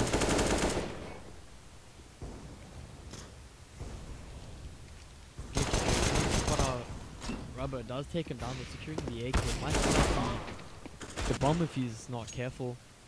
Kenpachi takes on Cinder, sorry, trying to do a interesting jump down. 4v3, 2 AK secured on the CT side with Kenpachi low HP. Believing actually Kenpachi did get a kill. Yep, Kenpachi got 1 kill, so it looks like we're not going to be seeing any 007. Unfortunately, John, quick flick with the Yorp, takes down Lichlord. 2nd frag for him, taking down Kenpachi. Still holding the off angle, does take down Johnny though. 2v2 situation, however, Glitch gets in a 1v1 after getting the frag on the heels. Here's the flash. Now knowing someone here, 7 HP right now. Molly's the bomb. Knows he has to try and retrieve it as best as possible. 35 HP, 3 HP in the meantime. Or 54. No armor versus 3 HP. Edif does have a molly, can use that to keep out Glitch in the meantime. Bomb has been secured. 3 HP, gotta go for this right now. Decides to go over to the B side. Probably not the best call in my opinion, as he knows he should be ramp. However, he does have that information that he is at the ramp position. The sound on Nuke being very iffy might make him think it is on the A site. Now knows it's on the A side, going to be going to the vents position. A 50-50 guess, decides to go out of the wrong vent, whether it could be considered to be the right vent, due to the fact that he was holding the other one. In the meantime though, Effie wins a 1v1 clutch. 3 HP, very well played from Epitaph. Still can't pronounce his name for a puss, so yes, we'll figure it out as we go along.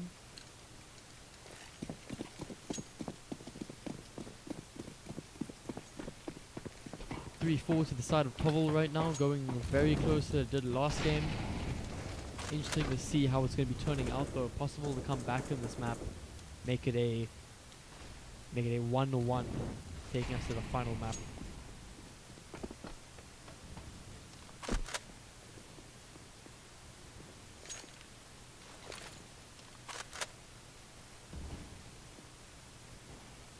Orbs on both teams right now in the hands of Chronic and Heals, ironically not in the hands of Johnny. Work with the AWP in the meantime. Heals tries to get a bit of aggressive play with the AWP, gets tagged a bit through the smoke by Lichlord. Chronic just misses the shot onto the AWP. As if trying to do some work right now, trying to find that opening frag. Either team right now can go any which way. 50 seconds left. Lichlord spots out Johnny. However, traded out by his teammate, and Sunder in the meantime takes a patchy 3v3 situation here. Glitch holding the angle, spots out Cinder, takes him down. Chronic with the AWP takes down Rubber in the meantime. Nice Mike. Yeah, you've... Fuck you, man. Okay, I've explained this 1,000 times when Mike's very oofy. 1v1. Glitch. AWP in hand. Or sorry, AK in hand. Against Heals.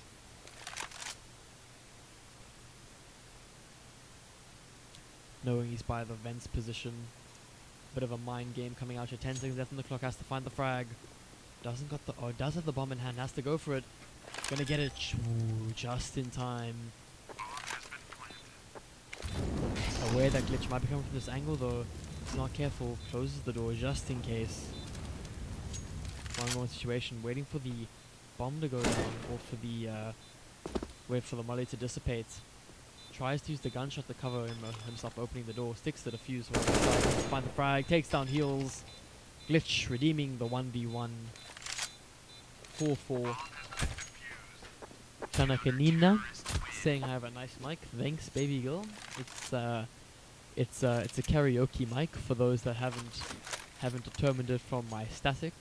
So if anyone out there wants to donate me a better microphone, I would be much obliged, living in the Cape Town area. Thanks. For anyone that's also keen, there is a LAN in Cape Town on the 28th of September that I will be attending. If anyone either wants to come say hi to me or punch me in the face, could go either way. So preferably tell me your intentions before we meet, just so I know if I should prepare myself. In the meantime, bit of a 5v5 here. UMPs or 5-7 actually having lots of work with Cinder. Gets the headshot on the Chronic though. Chronic not really being sure where the gunfire was coming from. Still gets taken down in the meantime though. 4v5. Patchy with the 5-7 in hand. Nice 5-7 skin if I do say so myself. Looking for the frag. Molotov gonna chase him away like a little girl. Running all the way back to B side. Running mommy trying to survive as best he can. Gets the frag with the Glitch, and they're definitely playing a very good game in the meantime.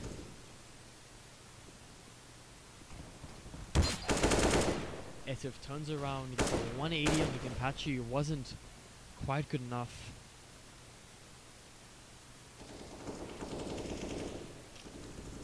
.2v5 in the meantime. Takes down Lichlord and Etif closes out the round. 4v5. Losing it. Very unfortunate to see. Can I donate for karaoke instead? It depends. Do you want to sing karaoke? Do you want me to sing karaoke? Or do you just want me...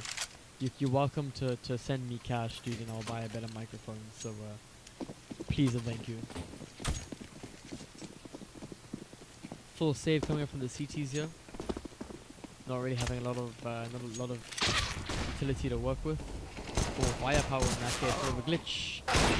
P250 headshot and Etif, so Cinder takes down Glitch with the AK. 4v2 right now. Chronic spots out Rubber, tries to get the frag, where we're not good enough, swinging just a bit too wide. Cinder spots out speed. Astro giving a little bit of a question mark, a little bit of an oof. and Cinder able to finish out the round. Cinder definitely playing a very good game right now. Oof, sorry. If we open the scoreboard, going 9 for 7. I thought he was going a lot better. Johnny giving a little bit of a toxic reply, saying 2 for 10 question mark. Astro responding with the what the puss, and a little bit of Johnny giving a little bit of an XD. Just some friendly memes going around though. I don't know what's worse, the fact to see Astros once again getting going 2 for 9, or the fact he has a teammate that's going even worse. So it is just at this point in time not BzK's day, but everyone has their days, so what can you do? It appears that BzK is destined to lose at this stage, just getting unlucky to this moment. Grenades on point from TOVL, just getting headshot left, right and center, peeking, getting peeked in the perfect angles. TOVL definitely playing a very good game, I would definitely say. So I can't blame BzK too much for losing, because TOVL is definitely playing they're definitely playing a very good game in my opinion. Somehow missing the AWP shot. I thought Johnny hit that. Apparently my life is a lie. Guess I'm dumb. 9 HP now. 2 players outside. Ooh, Chronic doing a little bit of a meme shot.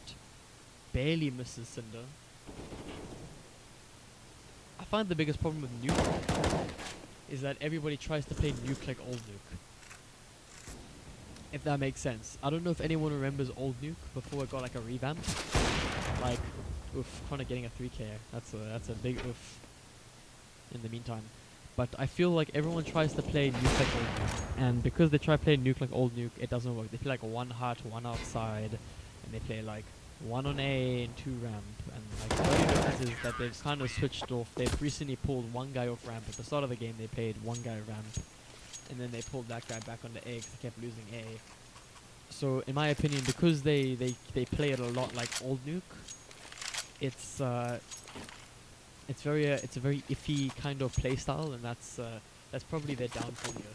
Technically, you could give up full outside control and just have 3 people A, and then just have 1 guy, and then playing 2 guys right onto the B side, and just kind of have 1 guy rotating, and just have someone holding secret. And you could technically do that, because the only way is to get into the sides from outside, so technically you could give up outside. It's not advised you do so, but it's a possibility. Outside control is still something that you want to have in Nuke. Gives them less opportunities to work with, so definitely something to take into account.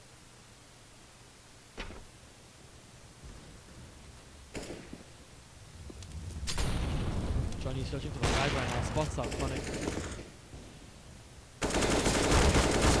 And doing a little bit of an engagement glitch though. Wins the engagement.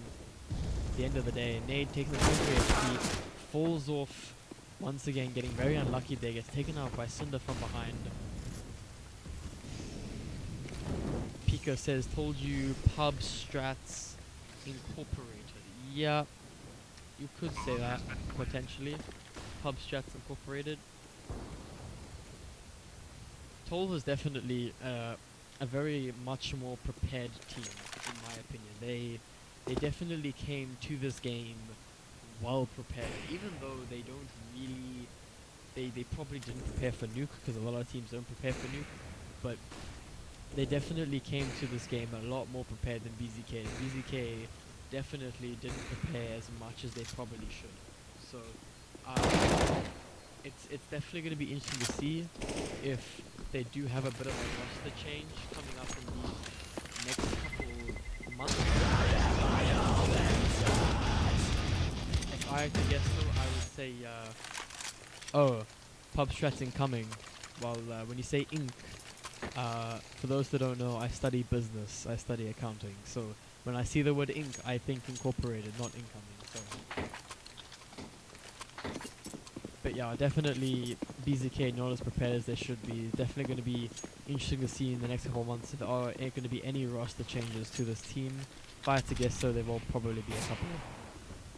Getting rushed with a CZ, getting mean, as you would say it. 1 for 1 right now.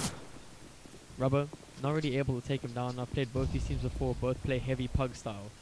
Yeah, Ruben throwing a little bit of sass out there, saying they both play heavy pug. But then again, Ruben, I think you can vouch when I say first division is basically puggers. Like, let's be honest, it's basically pug stars. And then Prem is actually decent people. That's when you start getting decent players. So, just saying. I don't know if Ruben would agree with me, but in my opinion, first div is just pug stars, and it's not really strats. On this map, yeah, in Phono, there was some decent strats and plays. Like, everybody knows the bread and butter strats. I wouldn't call that, like, strats. I would call that learning how to play things go properly.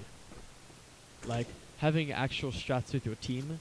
Like, because you gotta remember, right, every team has their assigned support players, and then it's those support players' job to know smokes to assist their team, to know flashes to let their team get into place, to know molotovs to clear out positions to allow their entry fraggers to do their job easier. And like to have a support player throw some smokes to assist you, that's not a strat. Right? That's bread and butter CS. That's stuff you gotta know. Okay?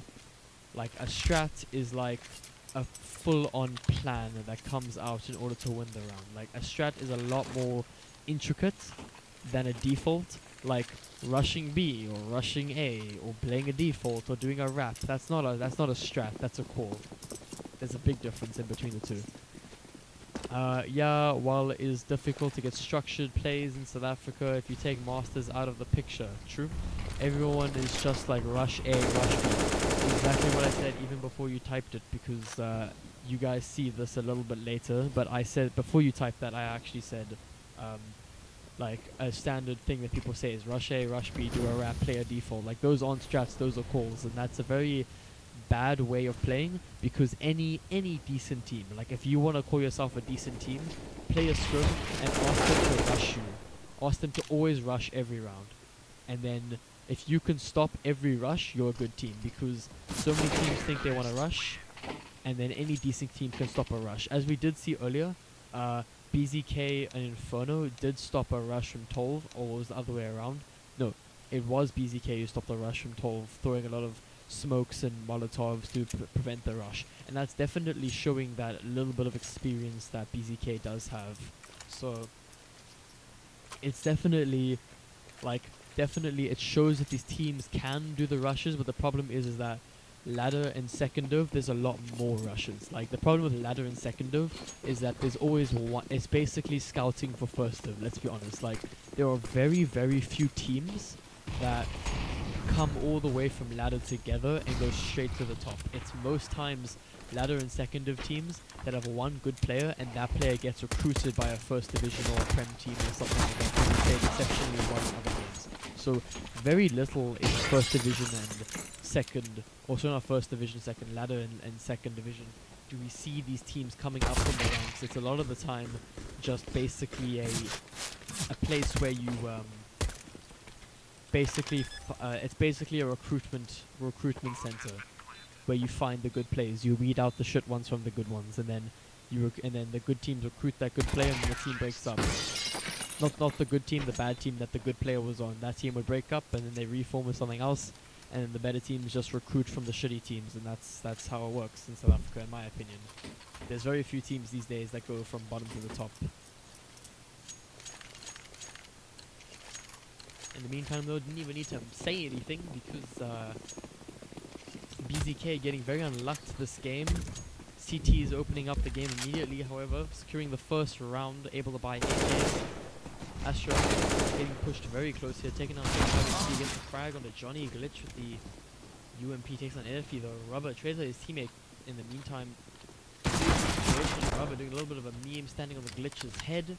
Does get the frag though, gonna be reloading that UMP now. Knowing that he is being surrounded right now. Kempachi takes out spots out Astro, and Astro takes him out with the AK spray.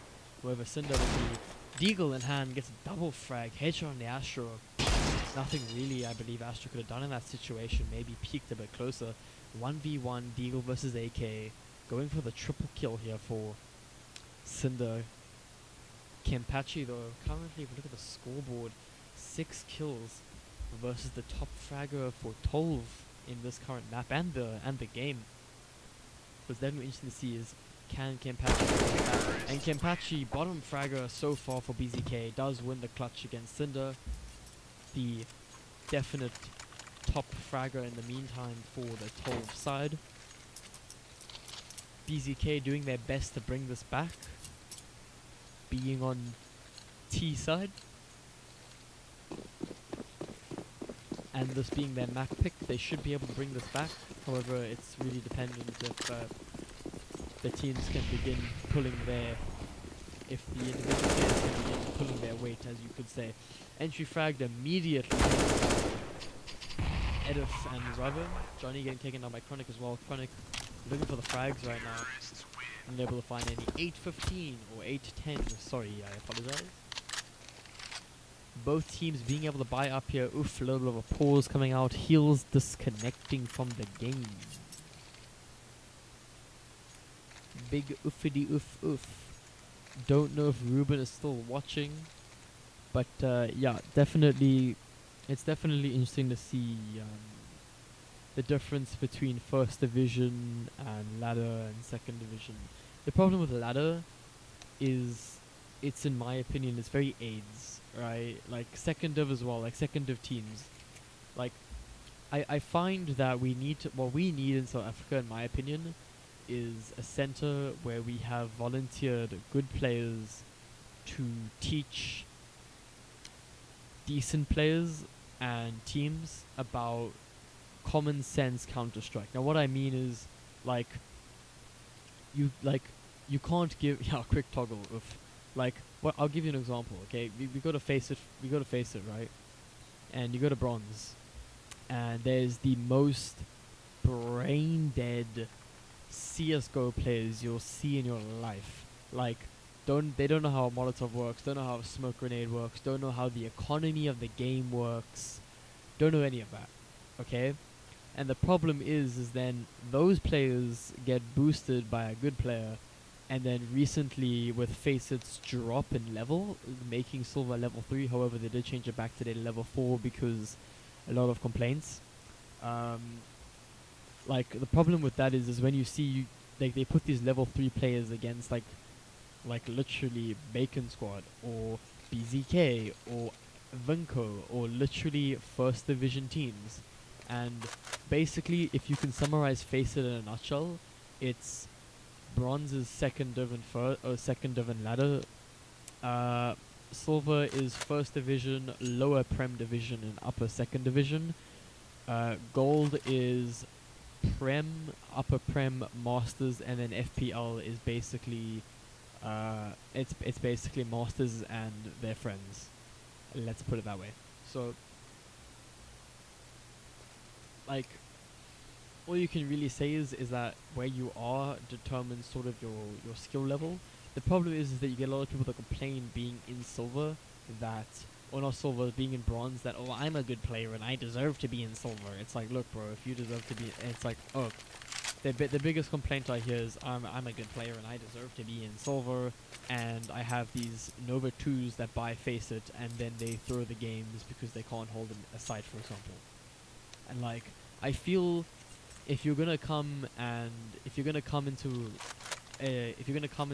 something where you know the other people you're playing against are very good, Face It, let's be honest, a lot of the people that play Face It are globals, right? And if you're a Nova 4 and you have 200 hours on the game and you're coming into a Face It game, you should know you're probably gonna lower the quality of the game to your teammates. And I feel aim is something you can't teach. Aim is something you have to learn. But I feel basic concepts such as where to aim, things like crosshair placement or nade usage and utility, that's stuff that needs to be taught to these guys, and will definitely enhance the quality of the games.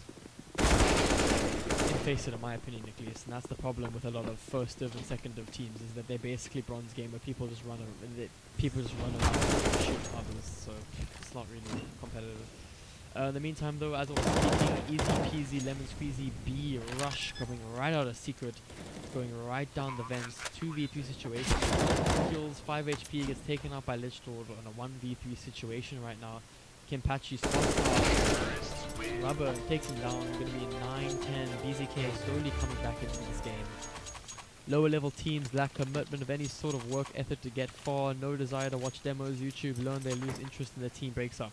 In my opinion, here's what happens in bronze. Like, you get two teams, and one team is basically a bunch of nobodies, and then it's your team. And the thing is, your team's also a bunch of nobodies, but you don't think that. And then because they're a bunch of nobodies, everyone goes, oh man, we should beat these guys, easy peasy guys, they're a bunch of nobodies, guys, we can win this game. And then they get pushed by that other team, and they're like, oh my god, guys, you guys are so shit, bro, we never playing with, you guys are so bad, I'm leaving the team. And then they just leave the team because you have no commitment in your first division. As for watching demos, a lot of people don't have demos for ladder and second division, which is why I enjoy casting these games, because even though it's cringy ass fucking commentary, it gives these teams that are generally higher skilled and want to improve themselves something to watch. Like, whenever I join a team, I personally enjoy watching demos of other teams, because like a lot of teams are very stale in how they play. And because teams are very stale in how they play, it gives you such an advantage. You know exactly what they're going to be doing, and people don't really change up their playstyle. Came to watch some fast-paced CS, instead getting a lecture about Face It. That's more like a good shit. Like, I apologize to those that do come to watch for the casting. I know I'm not really a shoutcaster. I enjoy my color casting. I enjoy talking about different types of styles. I use Face It as an example because you can't really use Bullet is free, so it's more of an unmanaged control, whereas when you talk about Face It, because people pay for Face It, generally more dedicated Counter-Strike players play Face It, and because they play Face It, it gives you a better control group to see what the standard of decent Counter-Strike competitive CS is, because let's be honest, like the majority of the DGL competitive community plays Face It. Of course you get your couple data points here and there that don't actually play competitive or they're really trash, but like if you want a general standard of how the competitive community is doing, the best thing to look at is Face It in my opinion, just because of the amount of sheer probability or the sheer amount of competitive players playing Face It. Lower level teams lack any sort of commitment or work ethic. Like, lower level teams, like, I'm sorry you can watch the game, but like at the moment it's kind of people just running around. That's not really easy to watch. Here we go. Yeah. Like, yeah, the man. Oof, that's a oof from Chronic right there, falling down, losing half of his HP. Like, problem with lower tier teams. Like, I'm sorry I'm not talking about the game. I'm apologizing again. It's just because yeah, I don't really like shoutcasting. I find shoutcasting very boring because basically all you do as a shoutcaster is read the kill feed, and you don't need me to read the kill feed for you. You have 2 eyes. You can read the kill feed yourself. So my job as a caster is basically here just for recording purposes, so teams can go and watch the other teams play for demos and see how the other teams are playing. So I at least like to provide a little bit of analytics, in my opinion. I'm a lot better at analytics than I am at casting, so that's my opinion. It's a very interesting position from Heels, trying to play that box position. Headshot box, as a lot of people like to call it, back in old Nuke. Getting that easy ramp progression once again. Showing TOVL why this is their map pick. Edif takes down Chronic, caught off guard in a very unfortunate way. Kenpachi also gets traded out by Chronic, or not Chronic, sorry, Kenpachi traded out by Edif. 2v4 situation here, or 1v4 situation. Lich Lord trying to find the frag. Do they know he's pushed up all the way up? Johnny might catch him out there. However, not careful enough, gets taken out by Lich Lord. Full kill for him. 2v1 situation. It's 28 HP though in the meantime.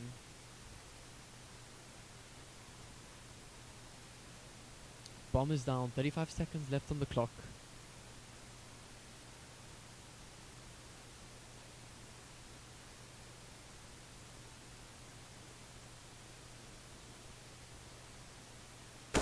Short.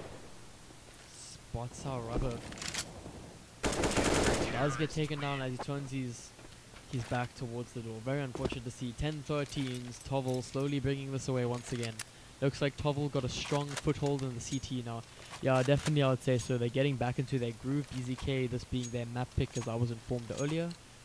Definitely we were predicting that they would be coming a lot further along on the T side. However, it appears that TOVL is keeping their pace, so it's pretty good. I don't know if Crick is still here, so I don't know if the XTC, one of the best XTC players himself, give a bit of advice to any young players out there as to, or just low skill players out there, if you think you're a low skill player, about what they should be doing to get better at the game. It's always nice to see one of the pro players in my chat. In the meantime though, going on a save round, T's kind of getting demolished right now by the CT hold. Johnny getting gushed in the side of the head immediately by a CZ. CZ is still the meta apparently. I recently switched to the Tech 9 myself because I didn't like the CZ. Retrieving the bomb. Chronic gonna go straight for the bomb prong right now. Getting that extra money. 1 minute now on the clock, turning into 45 seconds.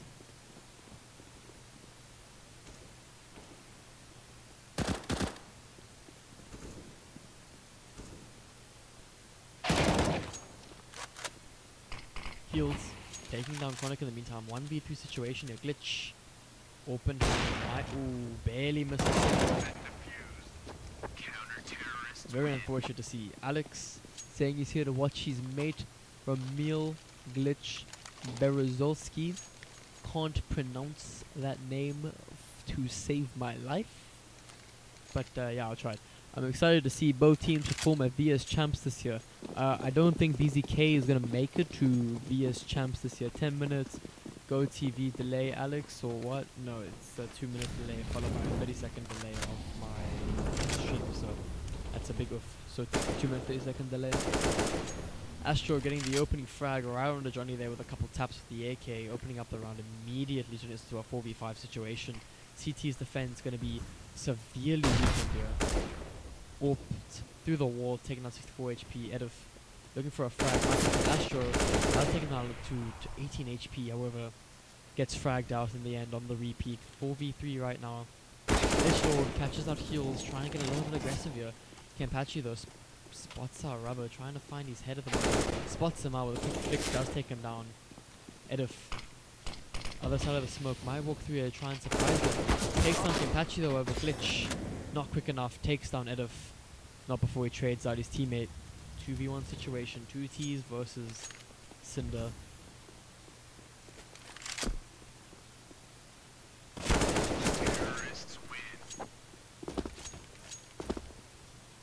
The way you understand it, both teams will go to VS. Oh yeah, they are going both to VS. But see their seed. Yeah, this is the seeding game as the title states. VS Championships, Comic-Con Africa seeding. So it's definitely interesting to see that both of them have made it. But if BzK keeps having this if they keep having this bad luck, it's not going to look very prominent for them going into the LAN championships. And as we can see there, Chronic getting the opening frag right on the end there. Astro taking down Cinder almost immediately with a headshot as he tries to run away to come back and help his teammate. I'm playing Roblox ATM to be honest. Roblox is a meme. Wait, what is this for? Quick, this is for the VS Championship Comic-Con Africa seeding position. So this will determine the position that they get at the Comic-Con LAN.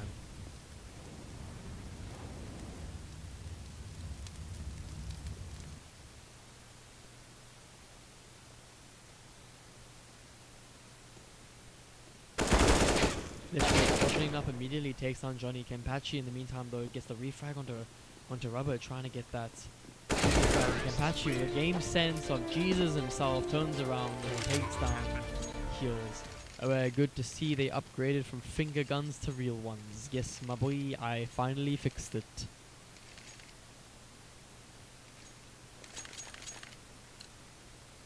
$12-14. 12-1. Point away from being match point. Not gonna be this round, it appears. P250s in hand, armor on heels and cinder. A little bit of a ramp rush here, trying to get close up and close and personal. 5-7 takes Lich Lord with the AK, does take down Elf in the meantime.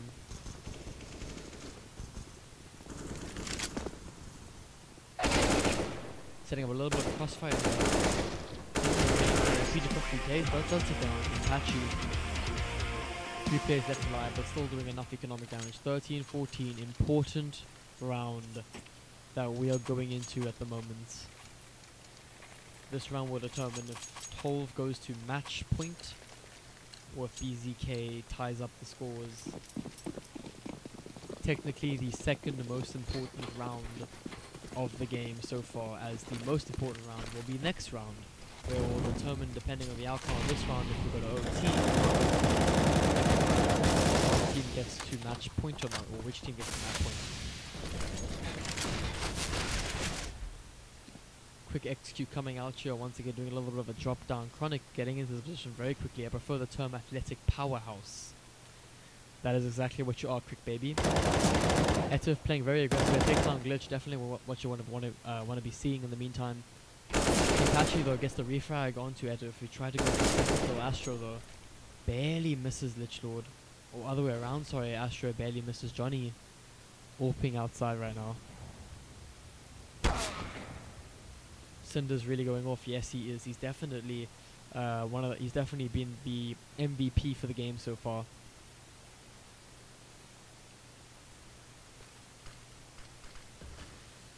.3v4 in the meantime though. Chronic trying to hold B as best he can. I hate it when people call me fat. I prefer plus size Zac Efron. Don't we all, China? Don't we all? B side being worked out for both days now. Lich Lord finds Cinder in the meantime. 3v3, B side secured. Bomb gonna be going down. 45 seconds left to work with. Gonna have to be a very quick rotate here if TOVL want to try and win this round. Rubber being a little bit confused right now about what's going on. Already in their post-plant positions, it appears that TOVL might want to save. Kenpachi takes down Rubber, that's going to be a 2v3, and that's definitely not what you're going to be seeing with Kenpachi though, looking for the kill, does take down Johnny with a headshot, 1v2 situation. A little bit of a TK from Lich Lord, takes down his teammate, but gets the frag on the kill, so it's -1/+1 in the meantime. 14-14, most important round of, or second, well, technically most important round of the game, determining who goes to match point. And whether or not we'll be going to OT on Nuke. Nuke definitely being a map that I've seen a lot of OTs go on recently in the ESCA League. Online Kingdom versus Sinister 5, that was an interesting map to see on OT. Quick rush with some of the pistols here.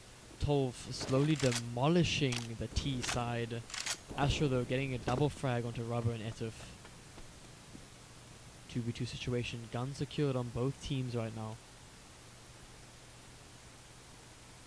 14-14, who won first map? TOVL won first map. Cider comes behind Astro, shooting him in the back of the head with the UMP, securing the round. 15-14.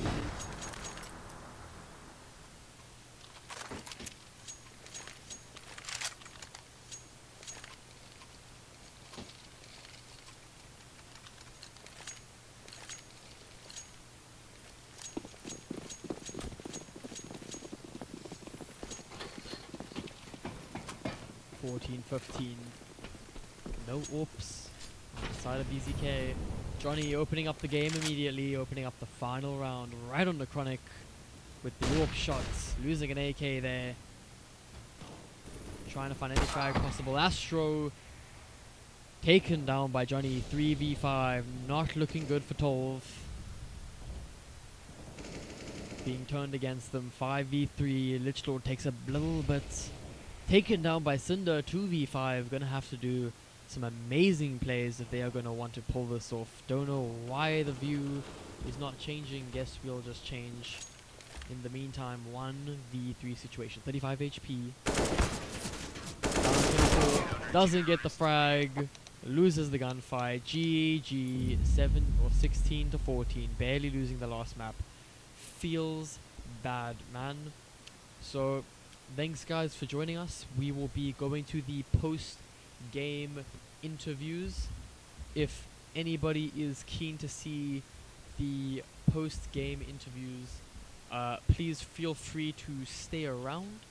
I will be connecting to the team's team speaks any moment now, so if you are keen to hear the interviews with either team, then please just sit back, relax, get yourself something to drink, get yourself something to eat, a small snack, have a rest, have a Kit Kat, and I'll see you guys in the next couple minutes as I try and disconnect from the Counter-Strike server because my computer is a retard. There we go. So have a break, have a Kit Kat, and I will be seeing you guys.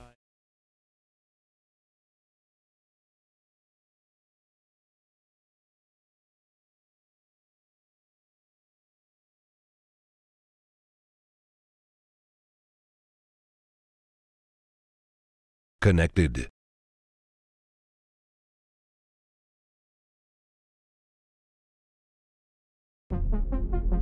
Channel switched.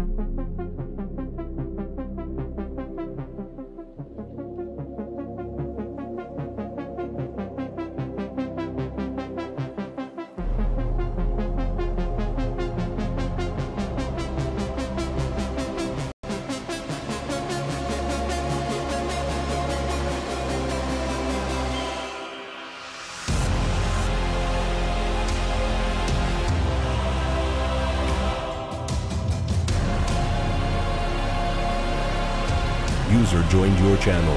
Hello! Oh my god, why am I interviewing? Okay, cool, can I give a concise interview? Cool, so basically, I played like a bot. Honestly, probably one of the worst players I've seen. Yeah, give me questions.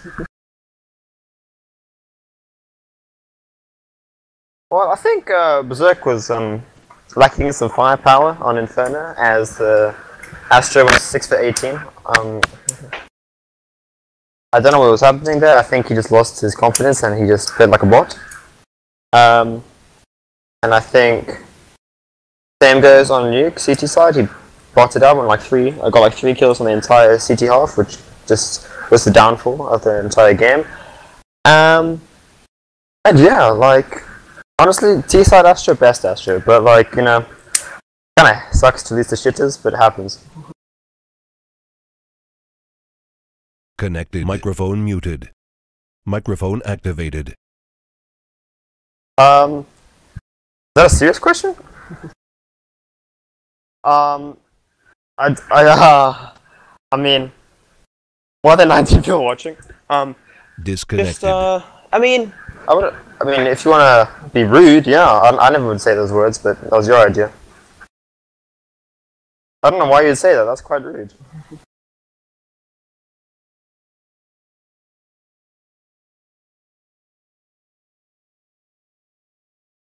Like the actual event?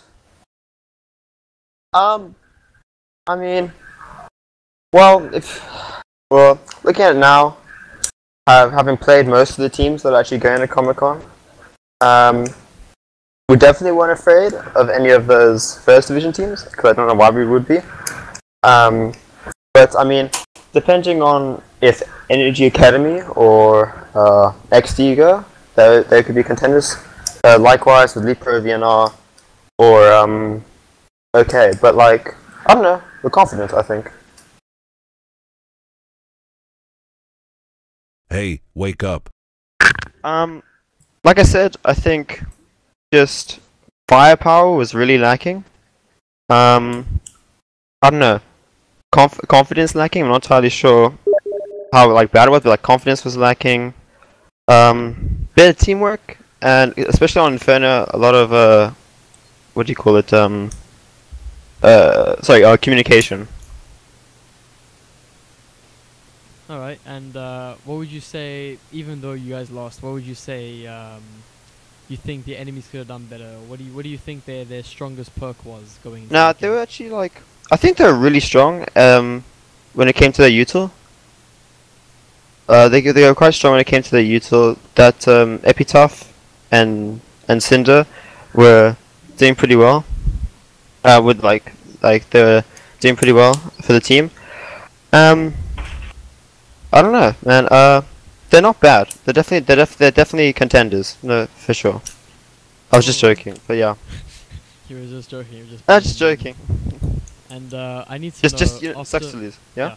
after losing the first map, what was the what was the general morale in your team? Like what was the general feeling after losing the first map? A feeling after losing the first map. I don't know, man. We don't really get. I don't think I don't think anyone on our team gets that demotivated from just losing the first map. I think we had positive mindsets going into it, especially Glitch. Glitch was trying to hype up the team. But yeah, it just fell through. They were in the end, they were definitely the stronger team.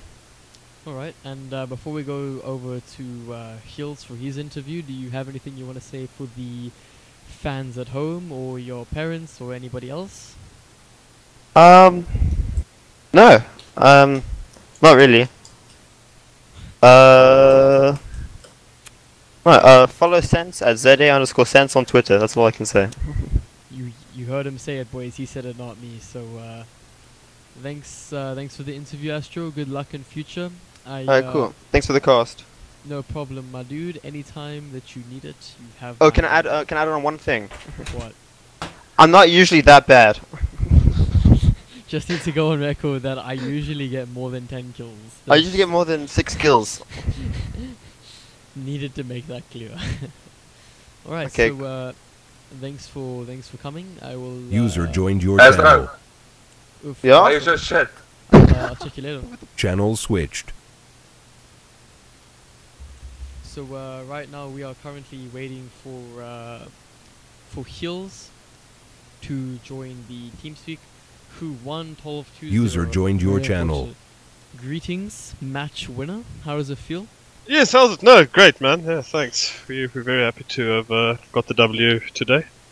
So just a quick question. Going into that game, like before the game even started, how what was your team thinking? What were you thinking? Like, how was the general attitude towards this team and just the game in general?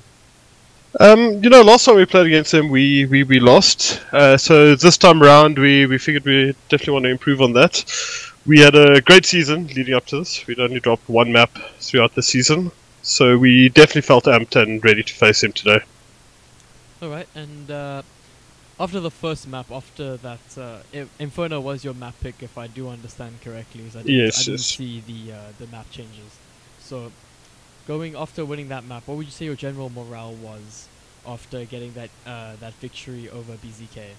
No, of course we were happy. We were pretty pumped, and looking forward to getting to the second.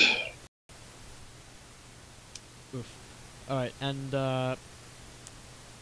what do you think they could have done better? What do you think their biggest problem was that they should have done against you if they wanted to beat you? It's a bit tough to analyze that from the actual game, but just off the top of my head, I would think a little bit less aggression at times. I think a lot of times we capitalize on that, waiting for them to take a bad fight and punish them for it. So if they at times were a bit more passive, but I mean everyone's got their own play styles at the end of the day.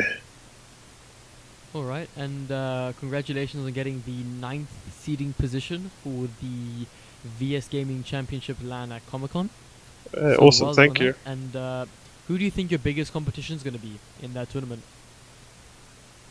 Well, look, I think BzK are definitely contenders. Rival's going to be good. And most definitely the whoever gets the top 2 seeds coming off the Masters and First Division playoffs, those guys are going to be pretty tough. But we are feeling very confident and really looking forward to playing to win the competition there. Alright, and before I go, do you have anything you want to say to the fans at home? Any parents, loved ones? Yeah, most definitely. You know, I think we've built up quite a bit of support over the past year. Lots of people messaging in and saying they're watching our games. So, you know, thank you very much for that. We really do, or it really does inspire us to try harder. Alright, so thanks for coming. That, guys, is Hills from the winning team of Team TOVL. I believe I'm pronouncing that right, because I always call it TOVL. Yeah. Team TOVL. So they will be receiving the 9th seed for the VS Gaming Championships being held in Joburg, if I believe correctly, for Comic-Con. So it's definitely be interesting to see how they do contend there. Thanks for all the people, the 18 people that did stay for the after-game interviews. If you support these teams, if you support TOVL, if you support Hills, if you support BzK, or you support the South African gaming community in general, please remember, like, subscribe, and share these guys' amazing gameplay, and just in general, share the news of these teams playing, and just remember to keep up to date with them as they continue to progress through the VS Gaming Championships throughout the remaining rest of the year. Thanks for joining, guys. My name's Sense, and I'll see you guys next time.